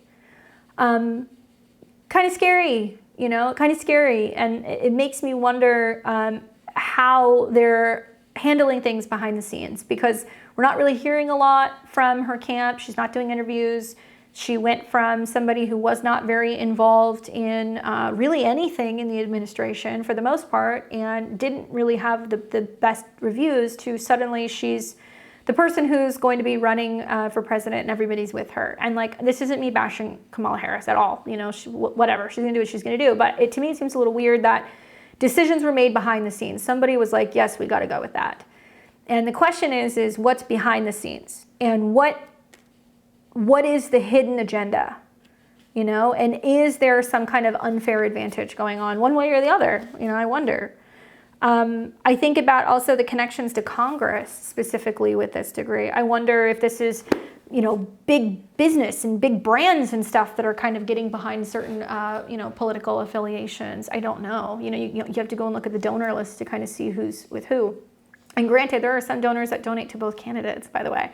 The same way that, you know, the United States will fund both sides of the war, some of the same stuff.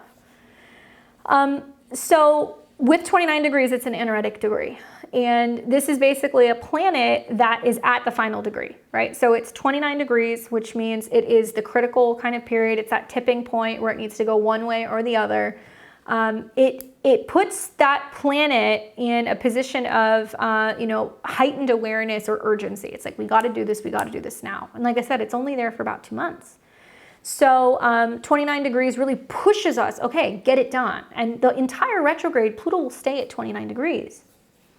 Now, there's also another influence. Saturn, you know, it is seen as a Leo. 29 degrees is seen as like a Saturn energy and a Leo energy. Some people consider, you know, planets at 29 degrees the energy of a destroyer. So it's destructive. It breaks something down. So there could be some kind of karmic breakdown going on in our lives. It could be destroying something. It's very powerful. I think of Pluto in Capricorn as like smashing through cement and stone and, you know, old structures and buildings and things that we've had for like a very long time.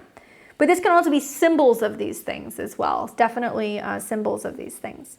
And 25 degrees deals with Leo. So it can be about, you know, dealing with corruption or what has power over you, or abuses of power, or some kind of inner, you know, emotional conflict that you're kind of working through that impacts your ability to love, or impacts your ability to be creative or to share, right? So definitely 29s are pretty significant, especially to have it there for several months at a time. That's going to be quite a big deal. All right, let's move to the next slide. This is the coming up with a plan. All right, so full disclosure, you guys know it's a Capricorn video.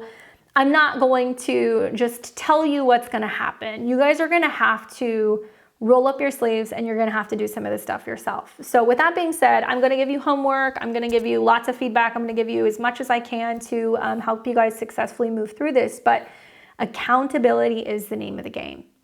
So know this, your time window is very short. Okay, it is very, very short. So you're going to have between now and roughly the 19th of November, 2024. Some of you guys are watching this at the end of August, so you have maybe, roughly about 80 days or so until Pluto is going to be going back into Aquarius. There is no wiggle room. None. You guys have this time and this time only, so the time is now. Something needs to be dealt with before 2025. And just to double check, because I just want to make sure that I know on the 19th, here we go. Sorry, guys. So I want to make sure I'm telling you the right thing here. Okay, so on the 19th is going to be when Pluto, come on, there we go. The 19th is going to be when Pluto is back in Aquarius. So I'm not just talking about the Pluto retrograde. I'm just talking about while Pluto is in Capricorn. So you have until November 19th, 2024. And then this period is going to be complete. So the time is now. In order to get this work done, you have to be serious, right? You have to take this serious. And that means that you need to look at the Capricorn area of your chart. You need to pinpoint the problem, commit to handling it, be brave, tackle the solution. Don't let it have power over you. Make sure that you are tending to some of these issues that need to be dealt with, even if it's scary.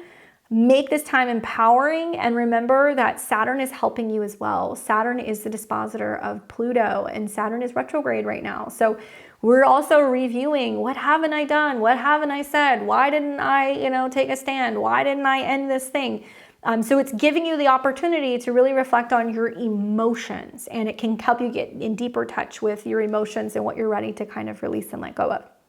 And then finally, put an end to something once and for all. So take out the trash, end the bad habits, confront the monsters under the bed, quit the job, quit the toxic relationships, let go of any dead physical or emotional weight. You'll be better off. Trust me. All right. So that's my advice for you guys. I'm always going to be between the lines, but some of you guys listen to this and you're like, okay, that's good. That's all I needed to know. Some of you guys need a little bit more coaxing. All right. So I'm going to give you a little bit more help. We're going to go to the next page. Scary questions to ask yourself. Okay, Pluto is scary. Scary questions to ask yourself. Reminds me of those scary stories in the dark. You guys remember those books? Number one, okay, what stinks? What needs to go and what has power over you? It's like, you open the fridge and you're like, oh my God, something is in here. It's terrible, right?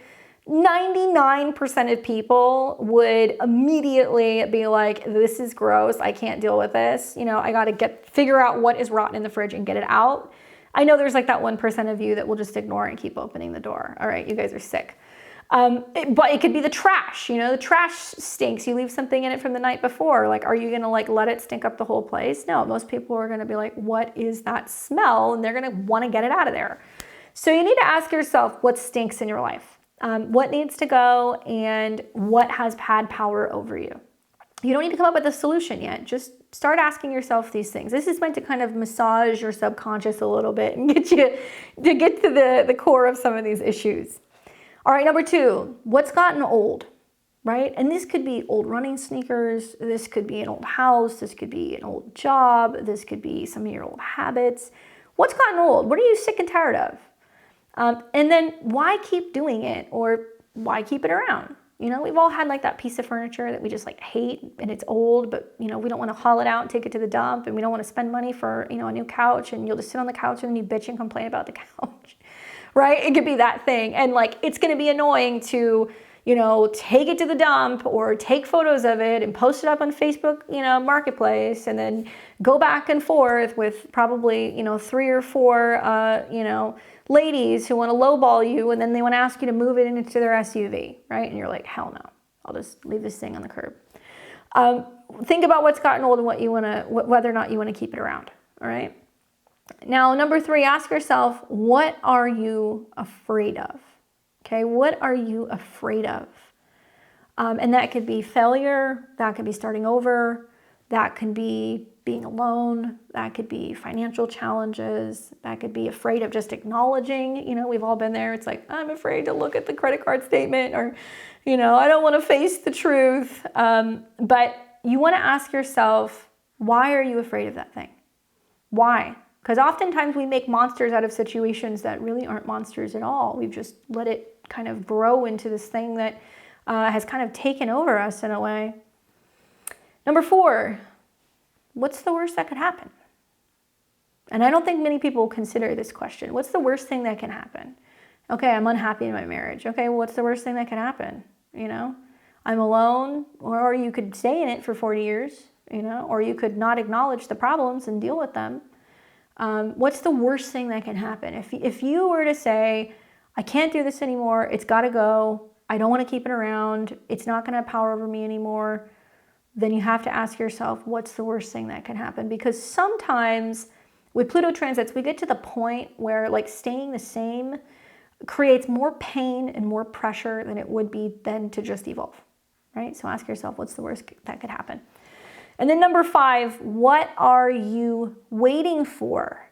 A lot of people will say, well, when I have the right partner, when I have enough money, you know, when I make the time, when I retire. Oh my God, that's the one thing that drives me crazy when people say, well, when I retire.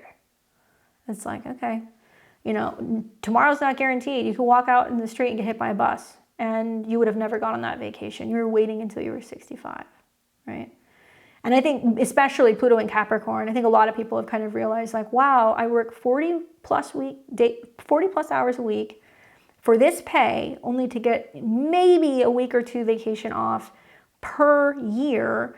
And I'm not getting the benefits, I'm not getting the bonuses, and I'm a slave to working for somebody else's dream. What am I doing? A lot of people have been waking up and realizing it's a scam, unless it's something you really love to do, of course. But you know, people are realizing that no, they're literally trading their freedom for debt and really expensive things that they can't afford, or a safety net, you know, of their job, when in reality it's suffocating. So what are you waiting for? And then the question is, what's next? Because once that thing ends, right, in Capricorn, that's going to end and it's going to make way for a new beginning. So what you want to do is you want to look at Aquarius in your chart. Something is ending in Capricorn, but there's something new that you're going to be working on for the next 20 years. And that house is going to be a big change coming through. So you got to initiate and start some of the changes in the Capricorn area of your life. All right. So ask yourself these scary questions. Okay. So I think by now I've probably gotten through to most people. But I know there is that stubborn group, especially people who have all of like the Capricorn, Scorpio placements.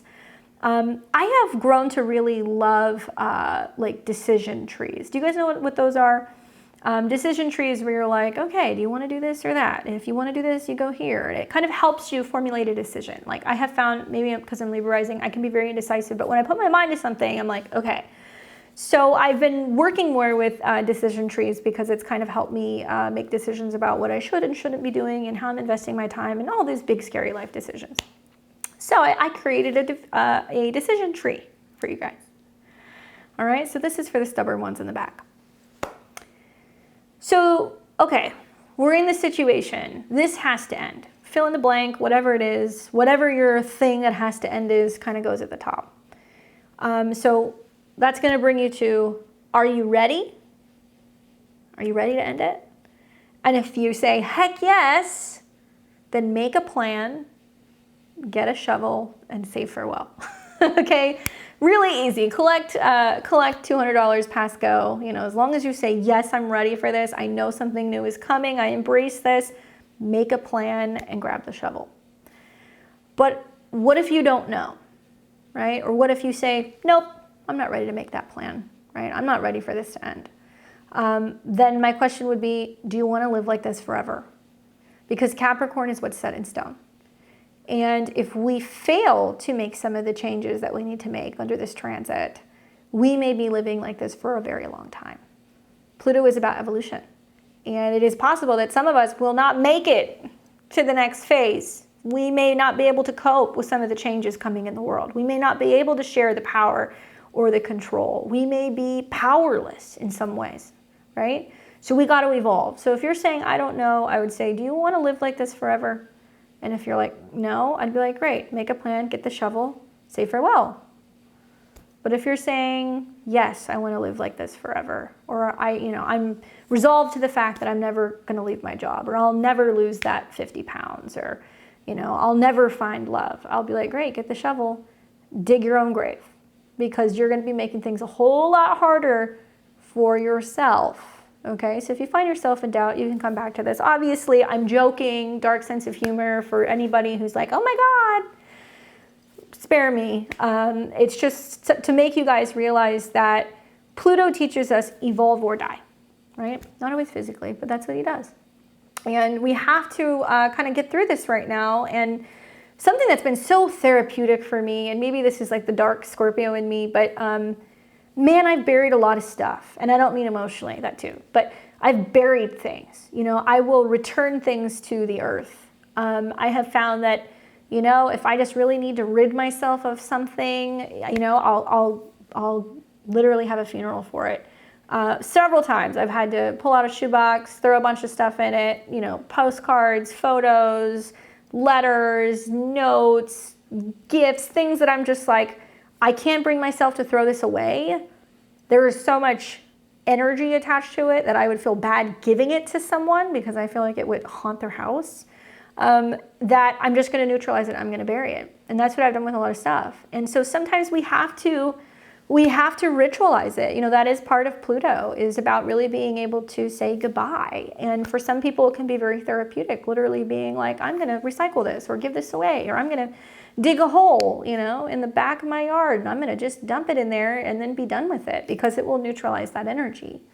So hopefully this is kind of funny and gives you guys a little bit of a break from the drama. And then I've got a gift for you guys. I have something that I created for you. It's nothing fancy, all right? But it is something that I think can help some of you guys with accountability. On the next slide, I created a Pluto action plan for you, okay? So I made this for you guys. It's my gift. If you click the link below in the description, you will get a link to this. And it's either probably going to be in a Google Drive, or I'll create like a separate little tag for it. But you guys can download this. It's a PDF. It is dated from September 2nd through November 30th. Yes, I'm giving you guys an extra 11 days, okay? But really remember, Pluto goes back into Aquarius on the 19th. So you can put your goals in here, or what you're hoping to kind of overcome and what you're dealing with Pluto. You can print these out. You can print out 12 of them. So you'll have one for each week for the next 12 weeks as you're working on your Pluto goal. You can rate your goal progress week by week. I have it broken down into about every 2 weeks. So, you know, maybe your goal by November 16th through the 30th is, you know, I want to find a new job. Maybe it's, I want to get out there and date again. I want to start, you know, writing my book again. Whatever it is, you have to figure out which house Pluto is in. But make your last goal, right, something that you're hopefully completing in the last box from November 16th through the 30th, 2024. You can put a series of bi-weekly goals in each week. So you can be like, okay, here's the end result. What do I have to do every 2 weeks to get to this point? And I would just say, fill one of these out once a week. That way you're staying on top of your goal, what you're hoping to achieve. Put in your obstacles, the things that you know are going to be hard. If you're saying, hey, I want to lose 10 pounds, you know it's going to be hard getting up, not eating those sweets, going to the gym, you know, moving your body, right? But then you want to put, well, what am I doing to overcome it? So hopefully that's helpful for you guys. It's something for accountability. I'm going to be doing it too. So I'm really focusing on kind of wrapping up my stuff where Pluto is in my chart. And hopefully for those of you guys who are a little bit more mercurial, you appreciate this. And you guys have lots of tools, hopefully, to kind of help you reach some of these goals. Here's the good news. If you heed my advice, right, you could be right here. This could be you. This could be you right up there. So the beauty of Capricorn is that once you have worked all week, once you have climbed that hill, once you have overcome all of the challenges, once you have put in all of the time and the blood, sweat, and tears, then we get to Aquarius. And that's where Pluto is going next. And this is where you're able to get to the top of the mountain and you look out and you're like, look at this beautiful view. I can see everything. Everything becomes elevated, right? Aquarius. And all of a sudden, if this is your new reality, you're in it. You've made it. You've made it to the top. So you can finally be free of certain things that, you have been dealing with. Some of you guys may finally see the results of what you have been working so incredibly hard for as well. So remember that there is a method to the madness, that, whatever you're completing is to kind of get that higher vantage point, that higher elevation, making it possible for you to see that sky's only the limit. All right. So before we get into the 12 rising signs, which I will do in a second, I want to share with you guys just some personal stuff. So you guys have seen, I did a get ready with me video where it was like a little bit more personal, and you guys kind of really liked that. But I thought I would incorporate just some absolutely like ridiculous stuff. Some of it is textbook, some of it is not, of my Pluto story. And when I say my Pluto story, not so much having Pluto on my personal planets, although I could probably write a book about that. It's more about what I've experienced with Pluto and Capricorn, and a lot of it is really, there's a lot of depth to it, and I'm still kind of processing a lot of it. But to keep it very short and simple, I think about since 2008. 2008 was the year that I graduated high school.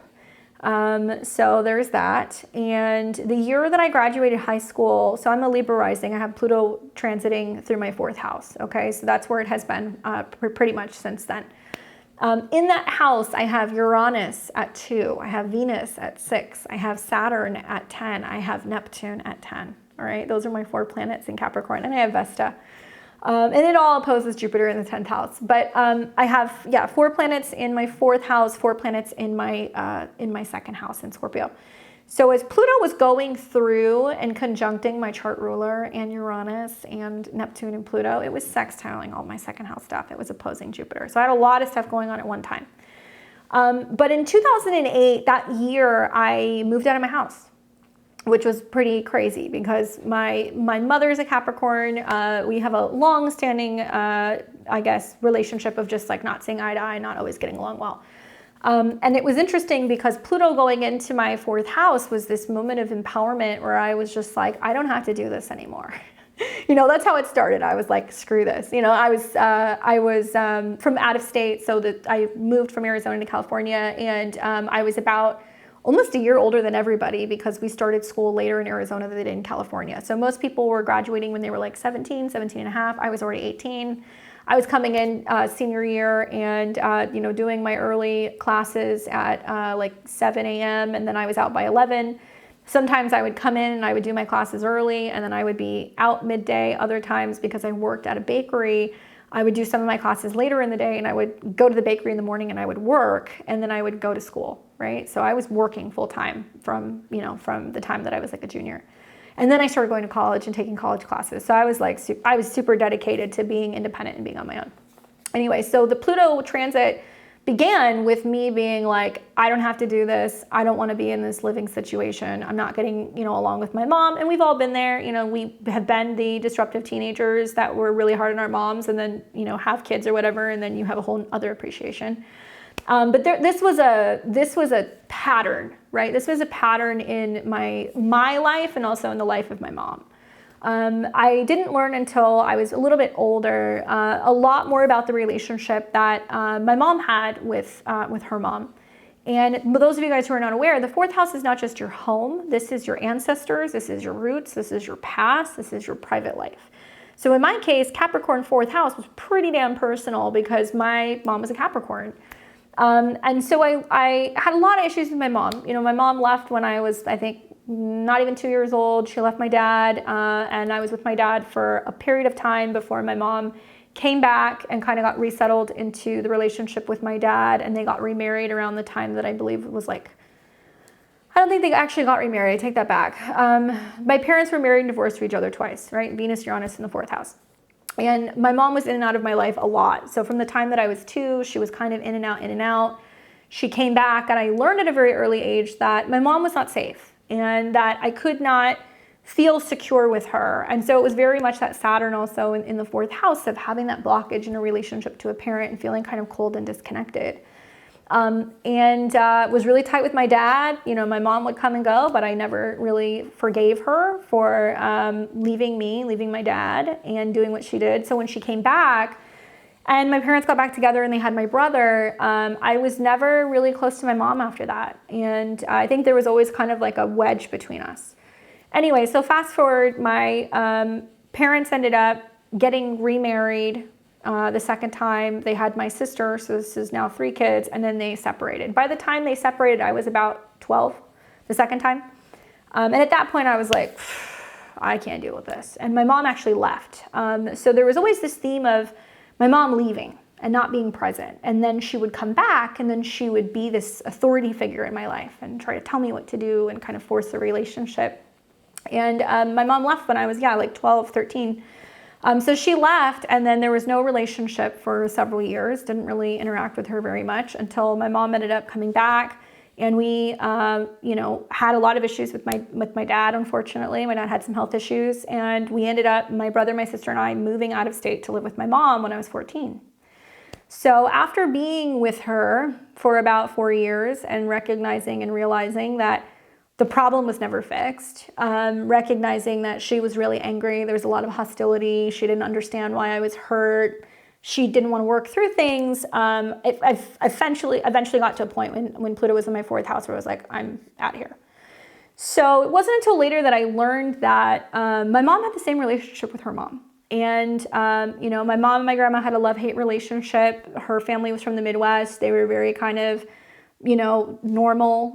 Grandma had 4 kids. My mom was the youngest of all 4. But they didn't really see eye to eye, and there was a lot of issues where my grandma had issues with my mom because there was some jealousy because my mom was my grandfather's favorite. Anyway, so my mom and her always had issues, and my mom moved out when she was 17, and she left, she didn't come back. My mom ended up getting into a relationship and being with my dad and then having me, and it wasn't until I was born that my mom and my grandma reconnected because of me. So I was always really close to my grandma. I love my grandma. I've moved in the 7th house, really close to my grandparents. And it's just been a really interesting thing because I think about that was the first process, Pluto going into my 4th house, where I was like, I'm breaking away from these power struggles at home. Granted, went into another situation, ended up being in a relationship for several years, living with somebody and their family. So it was like another communal kind of family situation, Uranus in the 4th.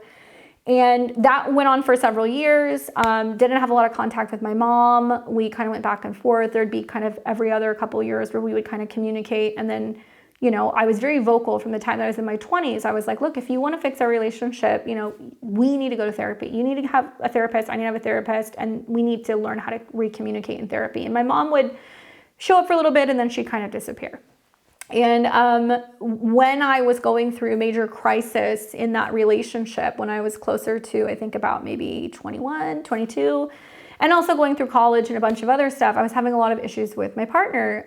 So when Pluto was transiting my Venus, was in a relationship with somebody, was with them for a couple of years, was engaged, and then found out that they were having an affair with my friend.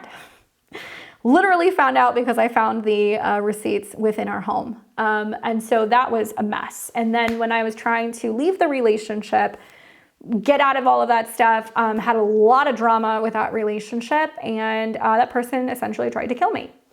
And so really bad, abusive relationship. I ended up being like, okay, my dad's out of state. I can't call my dad. I have to call my mom. And I called my mom and told her what was going on. And she immediately was like, come home. It's fine. You can stay here, stay as long as you need. And it was like this process of rebuilding the relationship and working on things and continue to go to school, continue to work and do what I was doing and kind of try to be, somebody who is contributing. But I ended up getting into a situation where I was essentially over contributing to the home and was constantly paying for bills and was constantly, kind of basically like showering her with, anything to get her to give me approval. And it turned into a situation where I was basically kind of getting, manipulated, and I was paying for way more than what it would have cost for me to live on my own. And it became like this unraveling situation again of, not getting mom's respect, not getting her time, not getting her appreciation. And then the whole thing continued to kind of unravel. And I was like, after about a year of this, I was like, I can't do this anymore. So then I was like, all right, I'm moving out, you know, I'm going to go and get my own spot. And this was now I was about 22, 23. And that's what happened. I ended up getting my very first own apartment, which was really nice. I ended up living I lived in LA for a really long time. And I was living in a very rough part of LA. So I actually moved to parts of East LA. Technically, it's close to like Virgil Village. And some of you guys live near Silver Lake in that area and you're like, it's not that bad. No, trust me. Where I lived, when I moved in, it was a part of several like houses. So I don't like apartments, I like homes. And I found a really small, like little house. And there was 2 houses in the front, 1 in the back. And I moved in and it was this really old house. And yeah, I found out within about a week that the 2 houses in the front were all rented out by family members, and the whole front house was filled with gang members, Pluto. And I was like, here we go. You know, I just signed a lease and I'm working down the street, and I'm, you know, at the time I was like, stuck out like a sore thumb. All right. So like, you know, just walking down the street going to the laundromat was terrifying, but I was committed to being like, no, this is where I need to be. This is what I can afford. I'm on my own. I'm independent, you know, and I'm gonna make it happen. And in many ways that house was really good to me. You know, I had a lot of great time and experiences there, but yeah, kind of scary, you know, walking out to go and get the mail or walking out to the laundromat and there's drug deals going on right in front of my house. Ironically, it actually ended up being fine because the people in the front, they saw that I'd have clients coming to the back of my house. I'd have clients come and see me do readings in person. And so I think they were kind of like, what is this girl doing? And then they kind of put 2 and 2 together and they were like, oh, you know, they could see, you know, right through my kitchen windows, I had a huge altar space and I'd put out all my oils and all my stuff, and they'd see me doing readings in the living room, and they knew I had tarot, and sometimes the girl next door would come over and ask questions about her boyfriend and stuff. So they knew, to the point where if anybody messed with me, they had to deal with them. One time my dog got out and, you know, they recognized that it was my beagle, and they, you know, took him and put him in the gate with their pit bull, and they wouldn't let anybody touch my dog or anything until I got home because they were like, no, that's her dog, you know? So I think there was some common respect. Maybe there was some kind of Pluto sees Pluto kind of vibe, and we respect each other and we stay on our sides. But yeah, it ended up being a situation where it was a really dangerous neighborhood. There was a lot of people who were getting abducted. So I'm glad that I left.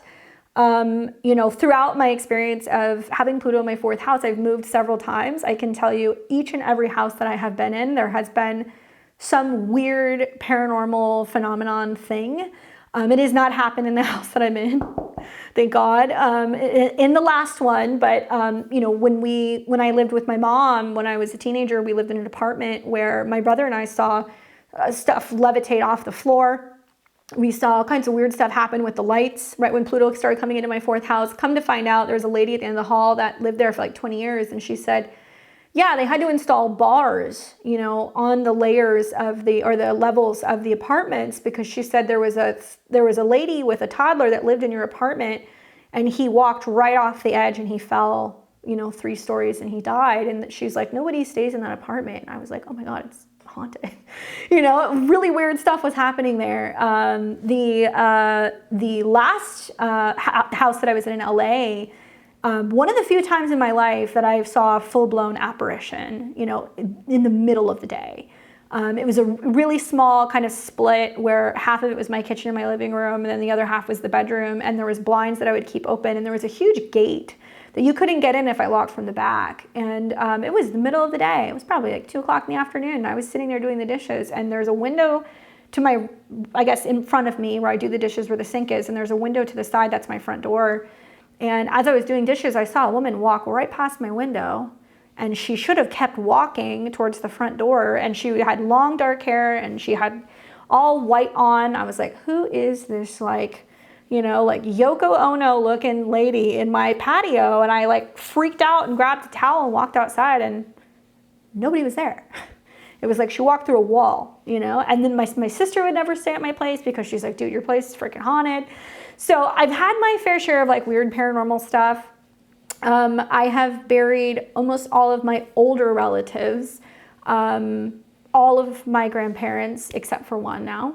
both my grandfathers and one of my grandmothers, my grandma who I was really close to on my mom's side. I've lost uncles. I've lost 2 dogs, unfortunately, which has also been pretty brutal throughout these transits. People that we love that are kind of part of the family. I have participated in also recently, it was like probably 2 years ago, right after, it was really weird. My grandma died and then I got married, and it was very close together. And that ended up being a situation that was also really difficult because, you know, I wanted my grandma to be there. She wasn't doing very well after the pandemic, and mentally she was kind of losing it, and she was staying in like an assisted living situation. And for several years I'd go back and forth and see her, you know, probably every 3-4 months or so, and go and visit with her. And she just kind of started trailing off towards the end. But about 2 months before I got married, she, you know, started declining. And, you know, eventually knew that, you know, if I didn't see her at some point, then I wasn't going to get a chance to say goodbye. So I'm thankful that I got the chance to see her. She got to meet who ultimately ended up being my husband. She left me her engagement ring from my grandfather, and it was given to me, and I was able to take it and transform it into my wedding band and my engagement ring. So I was able to have that at the wedding. So that was kind of like a very Pluto thing. And the irony is that she passed, and then she passed, and right afterwards, you know, after a period of several years of not hearing from my mom came around, and she was like very upset about, oh, I know you're getting married, and I know you lost your grandma, and, you know, I'm so sorry. And it ended up being like this whole like mess. And long story short, my sister got involved. My mom was angry and was very disappointed to learn that she wasn't coming to my wedding. And at this point, we hadn't really spoken much in about 3 or 4 years. And, you know, I had tried, but nothing happened. So it ended up being this big brouhaha. And my sister and my mom didn't come to my wedding. So, you know, I've been reflecting a lot on Pluto in my 4th house. And that for a very long time, I think I always saw my home, especially with Pluto transits and natal Saturn in the 4th, as something symbolic of, you know, wanting to have my own space. And that if I had my own space, I was safe or secure. And the Pluto transit taught me that it doesn't really matter if you have stability in your home or not. You can't always control that. And that the home is something that's symbolic of your heart. And it has a huge impact on you emotionally. And also, it has that connection to the IC. So there is a lot of working through family karma. There was a lot of working through ancestral patterning and things that were passed down from generation to generation through the womb. Like when you think about, you know, a grandmother being pregnant with your mother, you know, while she's pregnant with your mother and that baby is developing, you are also in there as well. So it's several generations that are all connected, and that the ancestral trauma of, you know, mother to daughter is more than just one generation, and that it will have ripple effects on home, relationships, habits, you know, emotional health, mental health. And it's really been something that has really kind of opened my eyes to, you know, the physical home is a shell. And that if you're not doing the emotional work and if you're not processing that stuff, then history repeats itself. Even if you're not aware of it, history repeats itself. So it's been interesting for me because I feel like, you know, my Pluto story is I've watched Pluto, you know, now leave my 4th house and go into my 5th house. And that transit materialized with my husband and I, you know, leaving our home in Las Vegas. You know, we sold everything, picked up, moved. We moved to Texas to start over and to find a new space and hopefully a place that we can live for a while. Got into a place and started changing it and transforming it and kind of getting it what we need for work while we're still trying to figure out what the next step is and like where we're eventually hopefully going to be buying a home and all of the things that I'm, you know, doing work-wise, working from home. But more importantly, it's made me realize that it's been about really closing the book on dealing with some of the stuff with my relationship to my mom. And for me, it's been like racking my brain, going back and forth, being like, you know, do I be the bigger person and, you know, make the call and smooth it over, or do I just write off the situation and just go, it's a lost cause? And that's been a lot of the Pluto stuff. For me, it's me being very committed to No, I won't continue the pattern. No, I'm not going to have a kid until that's been dealt with. Or no, until I know that I have closure. It's not a good idea for me to be a mom because of the concerns about how that will manifest. You know, not that I don't want to do those things or I'm afraid to do those things, but I know they need to be dealt with. And also the repercussions of having a kid and then, you know, my mom finding out. So that's my Pluto story. That's my secret. Obviously, Pluto is kind of associated with secrets. I try to create content that is very real and authentic for you guys. So, you know, I'm a person too. I'm going through the transits just like you are. I'm curious, what is your Pluto story? You know, what have you learned about your Pluto transit? How has it been impacting you? Have you had some scary situations in your home? Have you seen some, you know, some ghosty things if you're Libra rising? I've seen it all. If it wasn't crime, if it wasn't a dead animal somewhere, which I have definitely dealt with, if it wasn't mold in the walls or something like that, that's like horrific. I've seen it all. It's been a mess. So I'm very glad to see Pluto leave my 4th house soon. I think it's going to materialize as like yet another deep clean and maybe a complete reassessment of the family situation. So yeah, let me know, comment down below. What is your Pluto story? I'd love to hear. All right, so let's go ahead and get on with it. Let's do the 12 signs. We are going to be looking at the Western tropical system. I'm a Western astrologer, so we're going to take a look at my predictions for what you are wrapping up with Pluto's retrograde in the sign of Capricorn. Listen to your rising sun and moon sign. The rising sign is going to tell you which house Pluto is backtracking into. Remember, you want to look at Aquarius because that's where it's going next. So you got to finish up Capricorn before you go into Aquarius. This is going to be for 29 degrees of Capricorn. So you can use the whole sign system for this. If you use Placidus, you just need to know which house is 29 degrees of Capricorn. You might have to listen to more than one sign, okay?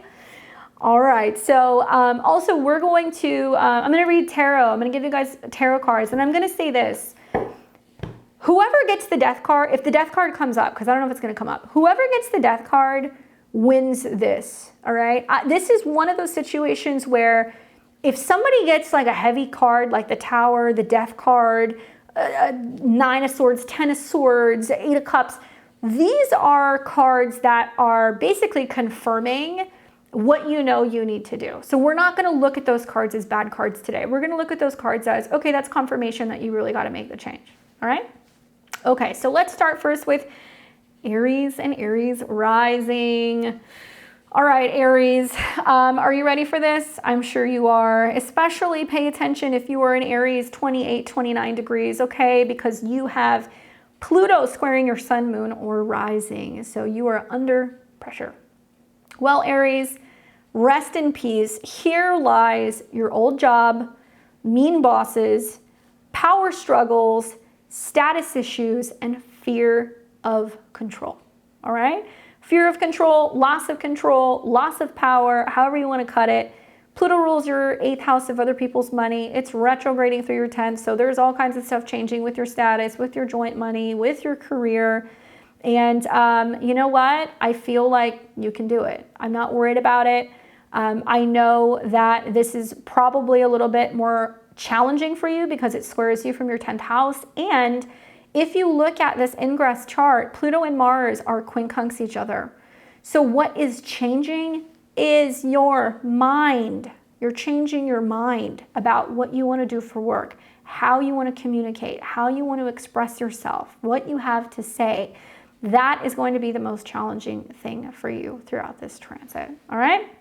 So the card that you get is, the 9 of Swords, all right? So you're like stressed out about this. You're like, I don't know if I can do it. Can I quit doing this? Can I let this go? You know, and this is mental anxiety, right? So don't let it get the best of you. Know that these are the things that are coming to some kind of completion, some kind of end. It's a good change, I promise you. The next couple of years, Pluto in your 11th house, Saturn and Neptune in your 1st house. It's all about power within groups, okay? Power within your goals, your friends, your networks, and people who can kind of help support you. So stop stressing over it. Just let it go. All right, we got Taurus and Taurus risings. Rest in peace, Taurus. Here lies old beliefs, fear of flying, loss of faith, legal issues, and educational delays. Pluto is retrograde in your 9th house, where you are letting go of all of these things. Maybe you're parting ways with education or a teacher or a mentor. Maybe it's time for you to transform your beliefs about relationships, because Pluto rules your 7th house. Now, you get a bit of a reprieve here, right? It's been in your career zone, majorly making changes when it comes to your career and your profession. So with Pluto retrograde back in Capricorn in a fellow earth sign, it's easier for you to navigate. The one thing that you want to know is that there are shifts revolving around how you're making money. This Pluto ingress is going to quincunx Mars in your 2nd house. Maybe you're trying to figure out, well, can I create another income stream? You know, am I needing to go back to school to make more money? Is it costing me, to travel for work? Is there legal expenses? These things can kind of be coming up, but you're getting a bit of a break right now. And this break is welcomed, because Pluto will then in the fall go back into Aquarius in your 10th house, where it's radically transforming your career. So you need to backtrack, think about what you believe in, especially when it comes to your faith, your philosophy, even relationships. And yeah, let me know how that goes. Oh, great card. You get the Empress. Okay, so there's death and then there's birth, right? So it looks like you've already been kind of going through the death process. You're like, I've come to terms with it. I've changed my thought process or my philosophies about this thing. This is a card of Venus too, by the way. So this is kind of like a one of the cards that could represent you, being a Taurus, Sun, Moon, or Rising. And this is saying like something is ending, but it's bringing some new opportunity. And also I think about this as like the connection to what you're growing, what you're developing, what you're nurturing. It could be a new career path. It could be a new belief system. It could also be relating to parenting, right? Or dealing with a parent. That's what the theme of this could be. Good luck. We got Gemini and Gemini rising. What's up, Gemini? Rest in peace, here lies your intimacy issues, fear of loss, grief and trauma, tax problems, and debt. Pluto is retrograde in your 8th house. This is all about regeneration, joint resources, healing, moving through trauma, learning to let go of power struggles in, joint financing situations. Pluto's connected to your 6th house, so this could be about detoxing, finding healthier habits, letting go of stressful work situations. Obviously, Pluto is quincunx your sign, and it's also quincunx Mars in your chart. So this is about you recognizing where some of your habits and your patterns or some of your tendencies to brush away dealing with fears and phobias or brush away intimacy issues, right? This could also be stuff where you're going through changes in regards to how you express yourself, or maybe you're more aware of where some of your bad habits can be coming up, and you need to kind of acknowledge and move through them. All right, so let's see what the card says for you. 2 of Coins. For me, this kind of makes me feel like you're kind of like, okay, do I want to give this up? Do I not? Or maybe you're reevaluating. This could also be financial. So you're kind of like, okay, do I take on more debt or do I pay it off? Or like, what do I do with it? Like there's some sense of you weighing your options and how to work through or how to navigate some of the issues that you're dealing with Pluto in the 8th house. This is also about balancing things out, right? So it can be about coming up with a plan to be able to save money, invest money, pay stuff off, and not taking on too much, especially with Mars in your 1st house. It makes me feel like there can be a sense of kind of being on overload with all of the change happening at one time. Good luck. We got Cancer and Cancer rising. What's up, Cancer? Here lies old toxic relationships. Issues with others, bad therapists, problem clients, all of that stuff that you've been dealing with Pluto in your opposite sign. Especially if you have anything 28, 29 degrees of Cancer. Pluto's been in opposition to your sun, so that's a challenging 1.5 year time. Well, Pluto represents your 5th house, which is about your inner child, creativity, romance. It can be about children. It can be about your relationship with them. It can be about how children are changing relationships in some capacity. And obviously, Pluto in the 7th house is an angular house, so it's loud. And I think about how this is finally reevaluating what you're no longer tolerating in relationships. And this can be romantic relationships, people you're committed to, you're partnered with, or business relationships, because Pluto is in the sign of Capricorn. If you've had a hard time ending a relationship and you know it's toxic, this is the time to do it. Trust me, especially before Mars starts opposing Pluto, you're definitely going to see that happening. And people who kind of tempt you back, or they bring you in, or maybe people who manipulate you, or, you know, if you've got an unhealthy relationship with somebody at work, or maybe you're feeling like, you know what, I need a new therapist, something like that can be kind of coming up. That's making you realize like you need some kind of significant change with another person, and it's time for them to go. The card that I got for you is the 5 of Swords. Don't stay and fight around about it, you know? Like the 5 of Swords, like you see one guy picking up the swords and he's like, come on, I want to have a conversation, you know? And other people are just kind of like, I'm done. And so it can be that you're having a difficult time like letting something go, that you want to keep talking about it, you want to keep thinking about it, you're really fixated on it, you don't know how to kind of overcome, or you want them to give you closure, or maybe vice versa. Some situation like that can be going on, and this is saying walk away. Rather than having the conflict, walk away. Sometimes no response is the response in this situation, although I think you guys, more than some of the other signs, are going to see a lot of back and forth. You'll see that when Mars opposes Pluto, but the signs are there that, you know, maybe you're getting upset because you feel like they didn't apologize, or, you know, you didn't get closure, so you're wanting to still kind of connect with them, but think twice before initiating. Good luck. We got Leo and Leo rising. Leo, rest in peace. Here lies bad habits, lack of routine, health problems, crappy coworkers, and a messy house. So Pluto's retrograde, finally out of Aquarius. You get a brief kind of reprieve. It's no longer creating intensity in relationships. Now it's in your house of health habits and daily routines. Pluto rules your 4th house. So that's why I say messy house. It's about kind of having order and having a routine. Maybe you've changed jobs. Maybe you've changed office spaces. Maybe you've had issues with some bad habits. Maybe you're feeling like you need to focus more on productivity. Maybe there is some connection between health and habits. Maybe you're overworking. It really depends on your own personal planets, but I will tell you that this is the time to tackle any kind of health-related issues, bad habits, things you know you got to quit. And some of you guys have to work harder. Some of you guys need to work less, and don't let Pluto affect your health. Be how you, take a step back. Okay. Some Leo risings you've seen with Mercury retrograde in your sign, you needed to take care of your health. And that full moon that you had in July in your 6th house showed you that as well.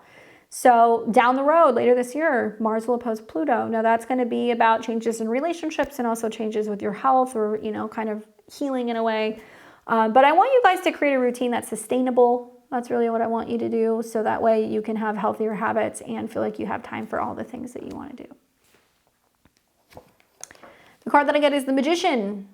So this is about making magic happen. Okay. Pluto is also, I think, a good kind of connection to the Magician. It's about saying, okay, I'm going to take all of this and I'm going to transform something. And this can be about making lemonade, where you're like, well, I didn't want to have to change offices, but now I have the opportunity to have my own space. Or, I didn't want to go back to the gym, but, it's making me feel good. Making lemonade. That's what you want to be doing right now. And this is also about seeing that you have all of the necessary tools within you to be able to make the shift that you need to make, right? Good luck. We got Virgo and Virgo rising.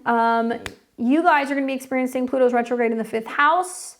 It's in a sister Earth sign, so it's going to be making aspects to later degree Libra, Virgo placements, So Virgo, rest in peace. Here lies childhood trauma, heartbreak, creative blocks, issues with kids, and negative self-talk.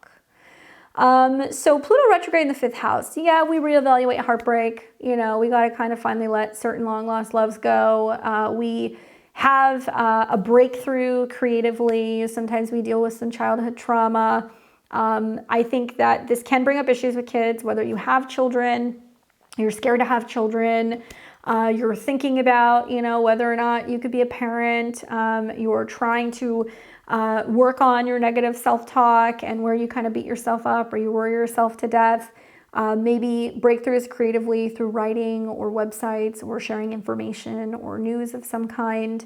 And it's also about breakthroughs in your romantic life as well. It's very much kind of connected to opening the heart again. And, you're not really allowed to play the game unless you're willing to get hurt. So a lot of this is about vulnerabilities and opening yourself up to another person and being able to experience love again and not kind of icing yourself out. Okay? Oh, you got it, Virgo 1. So, I mean, having an eclipse coming in your 7th house, I would say there's a lot of relationship stuff that's going to change.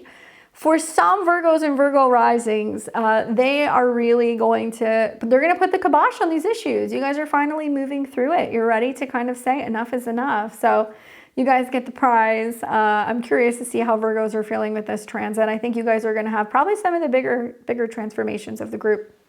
Good luck. All right, so we got Pluto retrograde in Capricorn for Libras and Libra risings. What's up, Libra? Rest in peace. Here lies home issues, family drama, moving blockages, home expenses, emotional turmoil, and ancestral karma. My fellow Libra risings, I commiserate with you because this has been a long ride, but it's almost over. And, Pluto retrograde back into the 4th house is tying your 2nd house lord into the 4th house. So that means that you're reevaluating what it is that you value, what you want to hold on to, what you want to get rid of. Great time to have a yard sale. Great time to be dealing with property and renovations or wrapping them up. It can also be where there's huge sweeping changes going on in the foundations of your life, what you're investing yourself into, setting yourself up financially for the long term. That seems to be the theme. Now, if you are that 28, 29 degree Libra, Sun, Moon, or Rising, Pluto is still squaring you, so this is still rather intense, but Pluto's shift into Aquarius in your 5th house, I think, is going to be quite positive because it's going to give you the opportunity to have better self-expression, more passion when it comes to creativity, love, and also kids. So you have something to look forward to, but definitely there is some stuff still brewing maybe beneath. What lies beneath in the 4th house is something that is still kind of maybe a zombie moment for some of you guys. All right, so you get 6 of Swords. So how many of my Libras and Libra risings are like, I am moving on from this situation, or I am moving away, or I am moving to another city, or I'm moving to a new house? This is about movement, change. This can also be moving on to calmer or peaceful times. Interesting that we were talking about the River of Styx, and this comes up, huh?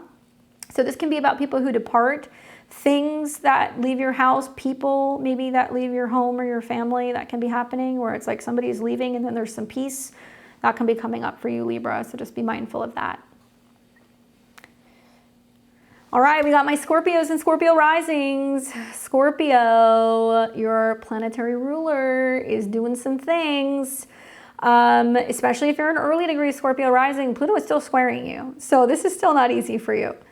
So my Scorpios, for Pluto retrograde in Capricorn, rest in peace. Here lies sibling drama, your old car, negative thoughts, nasty neighbors, your social media, and your foul language. All right, so Pluto rules your chart. It is the ruler of your 1st house, so that's you, and it's retrograding out of the 4th house of home and family into the 3rd house. So it means you're reevaluating, can I stand my sibling? Are the neighbors super annoying or creating problems? Is there some issues in the neighborhood?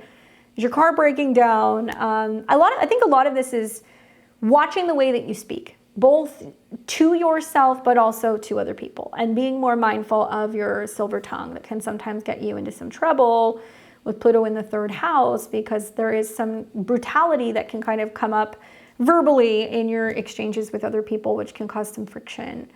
Well, some of you guys do need to move, change your mind, communicate better, to better navigate some of the changes that are going to be happening over the next 20 years in your 4th house. So there can be some critical things coming up with family, with learning. You might feel like you're under the gun to, finalize something. And that finalization is interesting because Pluto and Mars are quincunx each other. They both rule you. And Mars is in the 8th house. So it seems to be that there are some intense conversations that need to be had about insurance, inheritances, joint resources, maybe talking about estate matters, investments.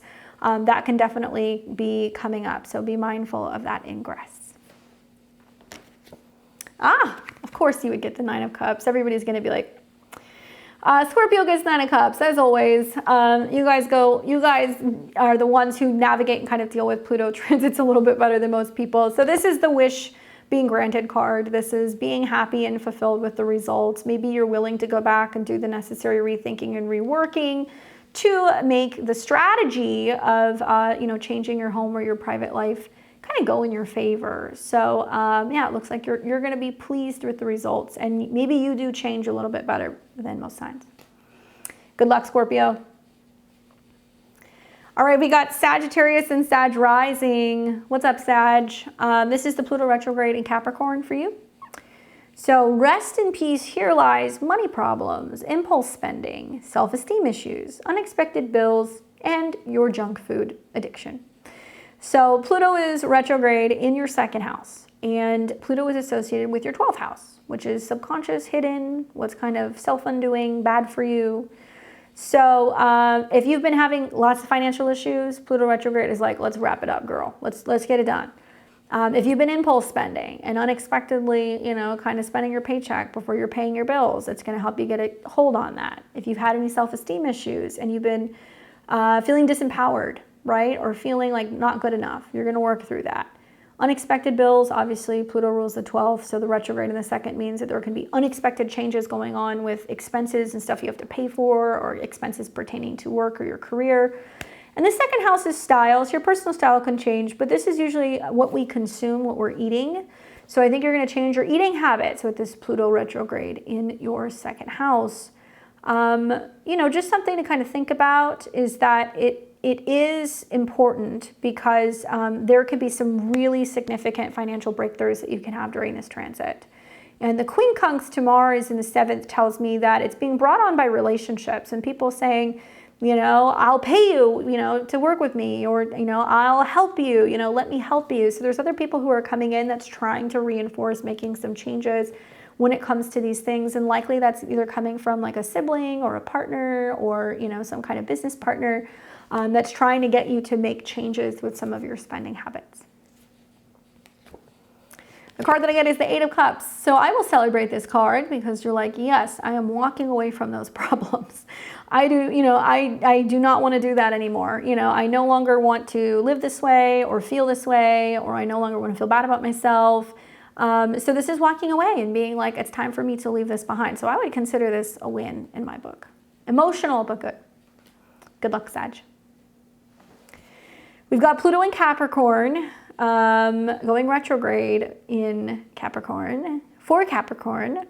I feel like this is like your guys' graduation. This is like crunch time. It's like the last 2 months before, you take your exams and find out if you're like going to become a doctor, at this point.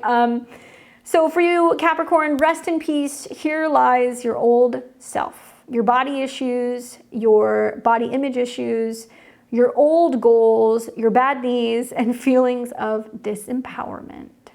I know some of you guys might look in the mirror and go, I don't even recognize myself anymore. And that could be good or bad. It just depends on where you're at in some of your personal transits. But Pluto rules your 11th house of goals, friends, and associations. And Pluto's retrograde into your 1st house is going to mean that you're feeling so much more focused on your goals. And whether that's what you're achieving, who you're connecting to, who's empowering, but it can also be your appearance. Some of you guys have noticed probably the aging process more in recent years with Pluto. It'll totally kick your butt all over town in the 1st house. Issues with control, issues with personal changes and identity issues. And also at the end of a transit like this, you're like, wow, I am so strong. And I've seen some amazing transformations. I've seen people lose 150 pounds. I've seen people go from being scrawny to, being competing, weightlifters. I have seen people who have hiked, some of the highest mountains in the world with these transits. I have seen people overcome suicide. I mean, the list goes on and on. So Whoever you were in 2008 is completely different who you are now. And I think now it's just you're putting the finishing touches on it and just realizing and recognizing how strong you are and how committed you are to your goals. The card that I get for you is the Moon card. The Moon card. Remember that when this transit happens, the Moon is going through the sign of Leo. And it's going to be in your 8th house with Mercury, which means that you are going through a conscious change of your habits.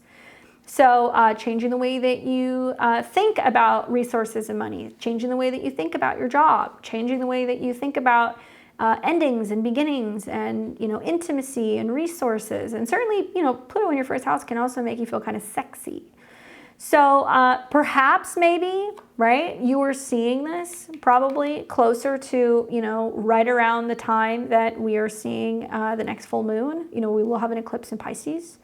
And we're also going to have an eclipse in Libra. So it could be those transits that you're seeing this. We will also be having a full moon that's going to be in Cancer down the road. And that's also going to be aspecting Pluto as well. So it is possible it could be like later in the year that you're seeing the full transformation. But I would say look at which house your moon is in, right? Or your 7th house is the moon. So it's like relational things that are kind of going on where you're changing your relationship to others, to family, to what have you. And you're recognizing that other people don't change, but you're like, I have to change. And the change is within me. And if they don't like the changes that I'm making, that's on them. But there's some subconscious stuff that's definitely coming to the surface. So pay attention to your dreams and the lunar cycles. Good luck. Congratulations on graduating. All right, so we've got Pluto retrograde in Capricorn for Aquarius and Aquarius rising. What's up, Aquarius? You get a little bit of a reprieve, just a little. You get 2 months, and then you're getting kicked out of your comfort zone. Pluto is in your 12th house. So hello, retrograde. Pluto is retrograde. Rest in peace. Here lies my insomnia, fears of job loss, time of isolation, karmic debt, and phobia of the dark. So Pluto's connected to your 10th house of career. Many of you guys are going through career endings. You're going through retirement. You're wanting to quit your career. You feel like you need a vacation away, probably for 2 months. This is a period of going back into your cocoon, finalizing this process before next year there is a pretty significant life change. For some of you guys, it could be new career status, living somewhere new, some major transformation to your body or your appearance or your visibility in some way. It could be a period of recognition, getting a lot of attention, having some kind of fame or people knowing who you are. Enjoy these last moments of peace and quiet because there is going to be nothing but change for the next 20 years for you. I do feel like this is about taking time to kind of rest and reset and meditate and connect with ancestors or to be working behind the scenes before you get ready for some of these grand reveals that will be coming soon. How perfect. You get the Hangman. So that is like so perfect. That's very much kind of 12th house Pisces Neptune energy. So it's saying, enjoy the time that you have now to rest and reflect before you really start to see some big changes coming. And this is about being still, not making a decision, not needing to do anything. The 12th house is about completion. So you're just waiting for maybe the world to kind of catch up to where you're at because I know you're always thinking about the future. Good luck. And last but not least, we have Pluto retrograde in Capricorn for Pisces and Pisces rising. All right, Pisces, so Pluto's going retrograde in your 11th house. Rest in peace. Here lies toxic friends, your Facebook, your party days, your old dreams, and old political beliefs. Well, Pluto is connected to your 9th house. This is about faith, philosophy, education, and how you see the world. It's about travel and mentors. So as Pluto is retrograde in Capricorn in the 11th house, you're reflecting on, well, what do I believe in? And, do I still associate with this belief system or this political system? You're letting go or you're releasing partying or being around toxic friends or people who aren't encouraging you to be the best version of yourself. Remember that Saturn is the dispositor of Pluto and Saturn's in your sign. So some of you guys are like trying to be sober, you're more spiritual, you're really cautious around who you share your time or your energy with. So certainly Pluto's retrograde here is having you reevaluate how you socialize and who you're around and the impact that those people have on you or have on your productivity or your goals. Definitely could see some changes with friends. Some of you guys may drop a friend or lose a friend. That can happen with this transit, but I feel like this is also about shifts revolving around how passionate you feel about the future of humanity and where you feel empowered by connecting with certain people to kind of make a difference out in the world, okay? Rest in peace your party days, for sure. Pluto and Capricorn in the 11th, you're like, sorry guys, I've got work tomorrow. Okay, so we've got 8 of Swords, where you're like, I'm stuck, I'm scared, I don't know how. You definitely can see your way out of this situation. Remember, the blindfold is, is on the eyes, not on the hands. So when I see 8 of Swords, somebody goes, I'm stuck. I don't know how to get out of this situation. I don't know how to shift. And really, it's a mental mindset. I think what is helping you, honestly, is that, you are seeing in this next year, Jupiter is going to be coming into, several squares with Saturn. And this is about a test of faith, which you're going to have to learn before Pluto goes into your 12th house. You have to trust the universe that it knows best, even if it has to change things.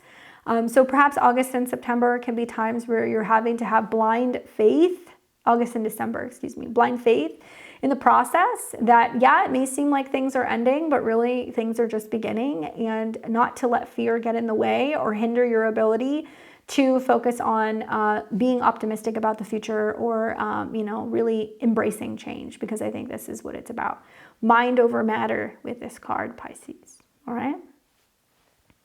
Well, guys, I would consider that pretty successful tarot cards, pretty bang on for a lot of what you guys are kind of going through.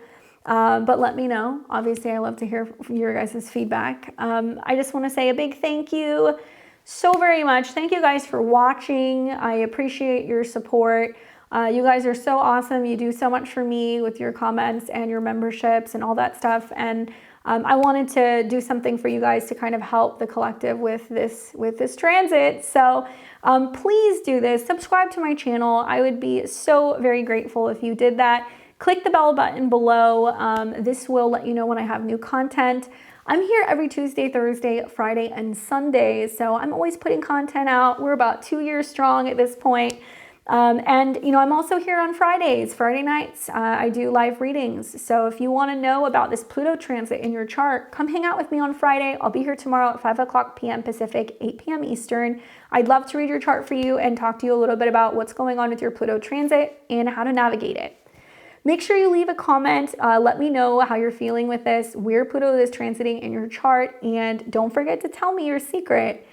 Give me a thumbs up for this free webinar and share this with someone who could benefit. You want to know more about me and my work? Check out my website below at beyondtheveiltarot.com. Also, you guys can follow me on BTV Astro on X. I'm pretty active on there. It's one of the few places that I can kind of speak my mind. I have to be kind of behaved when I'm on the YouTubes. But yeah, follow me on there. And hopefully this gives you guys a little bit of a sense of what it's like to have a personal session with me or to take any of my courses or webinars. I actually just finished filming my eclipse webinars. Those are going to be coming out probably later this week. So definitely consider checking that out if you would like to learn about this upcoming eclipses, or if you'd like to study astrology with me, I'd love to teach you. All right, guys, good luck with this Pluto transit. Give them hell, and I will see all of you very soon. Take care.